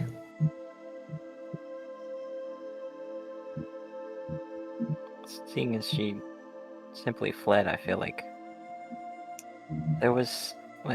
I could have possibly persuaded her to at least help or move. Mm-hmm. But in the fight, do you feel that it's... Some people would say that the worst thing that a bard can do, someone who seeks attention and approval and validation, the worst thing that you can do to them is be ignored and unacknowledged. Are you not fazed by that, or did you pick up on that she was basically considering you a non-threat? I actually prefer to stay in the back and not be noticed during battle anyway, so that didn't bother me then. Okay. Gwai here, I'll get to you in a second, so just kind of start brainstorming on how you're feeling. Mumbo, how do you feel after everything is said and done here? Mumbo feels Did like you we did a good bit of damage, and he's a little confused that they got away. Never seen a spell like that, huh? Yeah. Gotcha. Gwai here, what's kind of going through your mind right now?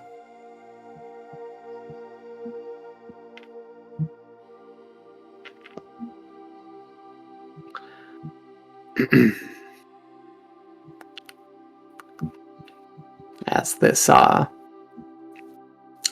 druid seemed to be so territorial that she tried to kill all of you to keep it.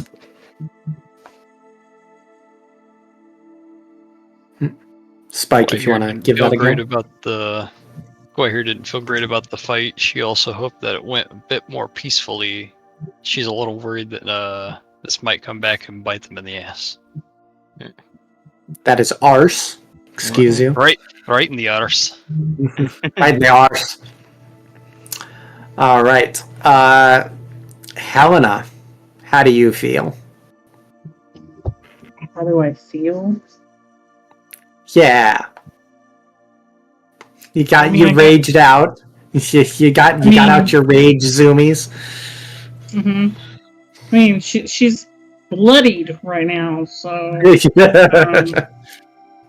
she's kind of tired. Understandable. Tired, bloody. Wants a drink really bad. Mhm. I think sounds good. How do you feel about Ivy at the moment? She needs to die. Okay. Why So do you I think she think- checked the tree? I know. I just need you to say it.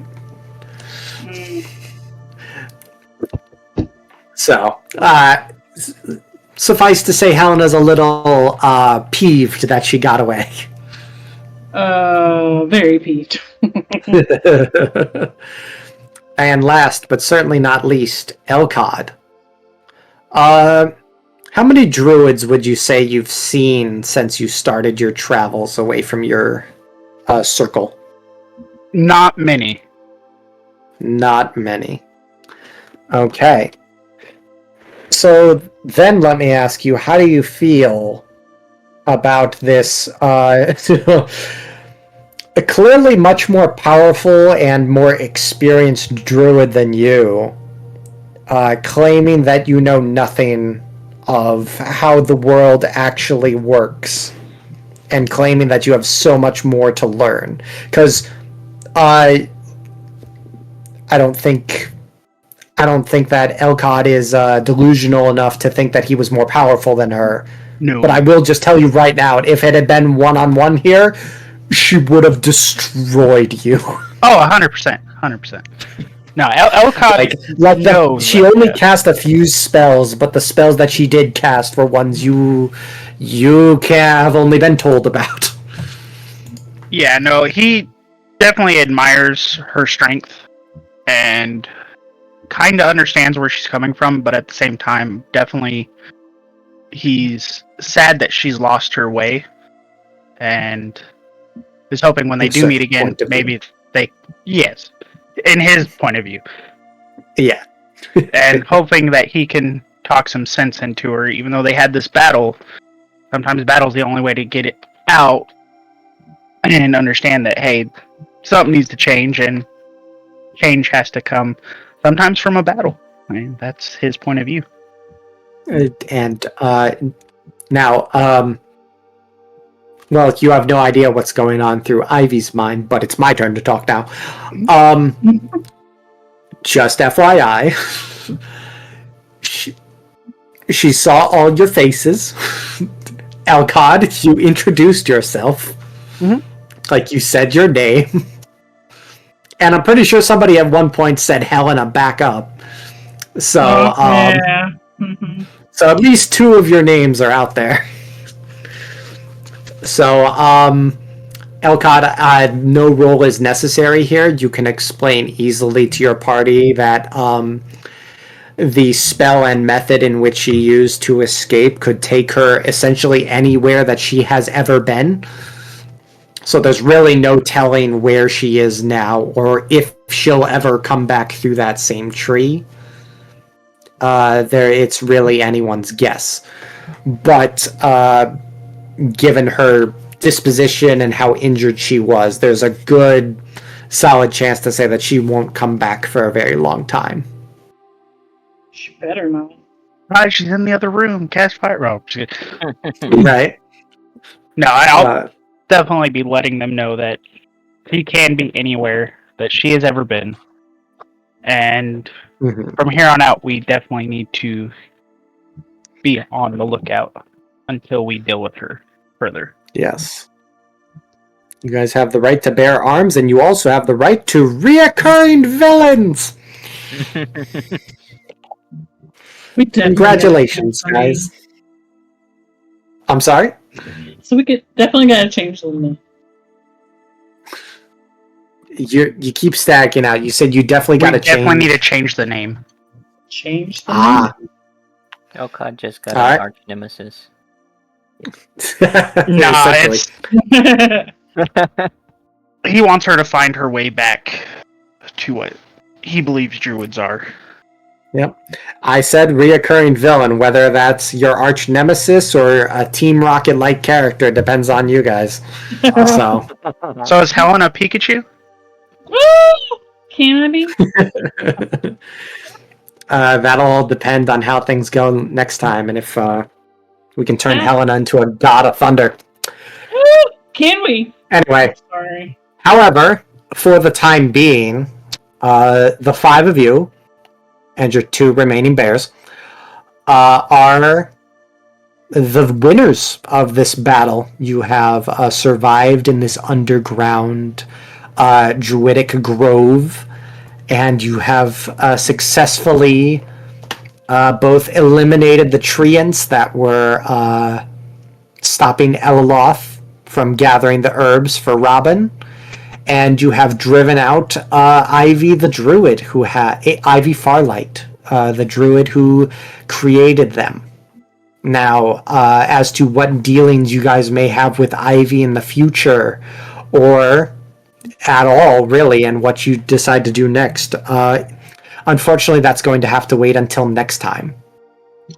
Can we just pick up some things, though? You said the water was receding, so the fish were going to be... The fish are in the bushes.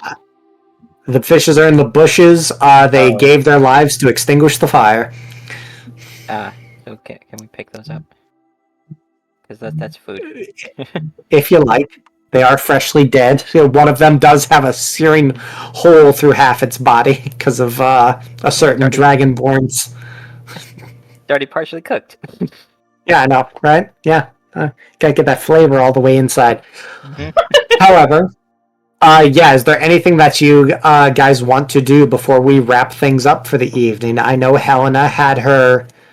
I have a hole in my bag. It's the middle of the night, right? Yes, it's like 8 o'clock. Well, actually, now it's like probably 9-ish. Let's take a long rest. Long rest. You guys aren't going to make your way back to town where you know it's safe? Listen, Yes. I don't know what we can get jumped by, like a certain druid out there. You don't know how many times she can cast that spell a day. Exactly. That's why. Are there any plants or herbs worth looking around for in here? That's an excellent question. What would that be? There's a starfish over here. Give me a nature check. Or survival, your choice. 13. 13. Okay. There's definitely some things here, but similar to what Elaloth told you guys, it's definitely better to just kind of gather that stuff where you find it than try to transplant it, because that's very risky. So you could definitely try to gather some of this stuff, but you probably don't want to... I don't know what the proper word is. You don't want to take all of it and or, make it so that more can't regrow. You don't want to decimate it. Alright. And just for specifics, I will figure out exactly what you find based on your rolls next session. So we can give you a bit more specifics. Because unfortunately, I don't have a proper list here. So I will retroactively figure out what Ivy already had here. So it's not Skullcaps and it's not Valerians. Otherwise, you wouldn't need the other grove. But you guys will have the potential to salvage, quote unquote, some herbs here for maybe some unique potions from the Fey Emporium, based on what you find and what you take back, and successfully what you successfully gather. I got a 21 on nature this time. All right. Well, I will not delete the chat, and we'll hold on to those two for you guys. So I will just say with 13 for Mumbo, I will say that he finds the stuff, and for Elcott, I will say that is one. I'll say that's 2 proper samples that you get for whatever we figure out later. I'll figure out what kind of herbs go into what potions and things like that for that stuff. Leo. For now, though, this is where tonight's session is going to end. Congratulations, guys. You survived ganging up on a very high-level druid. So congrats. We're going to see where everything takes you next time. Just as a quick little reminder here, you guys still got to either secure the grove or get the herbs yourself and take them back. Report back to both the Faye Emporium and Robin, the wizard researcher and his magic rock.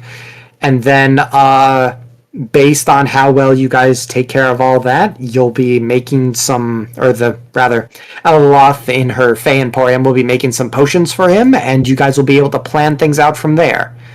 Either making potions so that Robin can sleep properly at night, and then, or you guys are going to have to,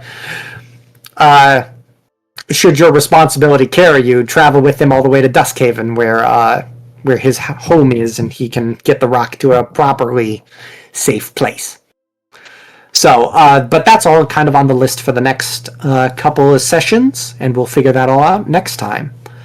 Yeah,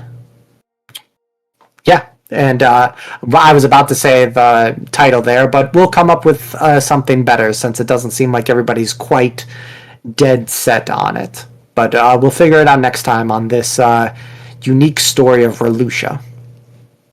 And Holly, if you could be so kind.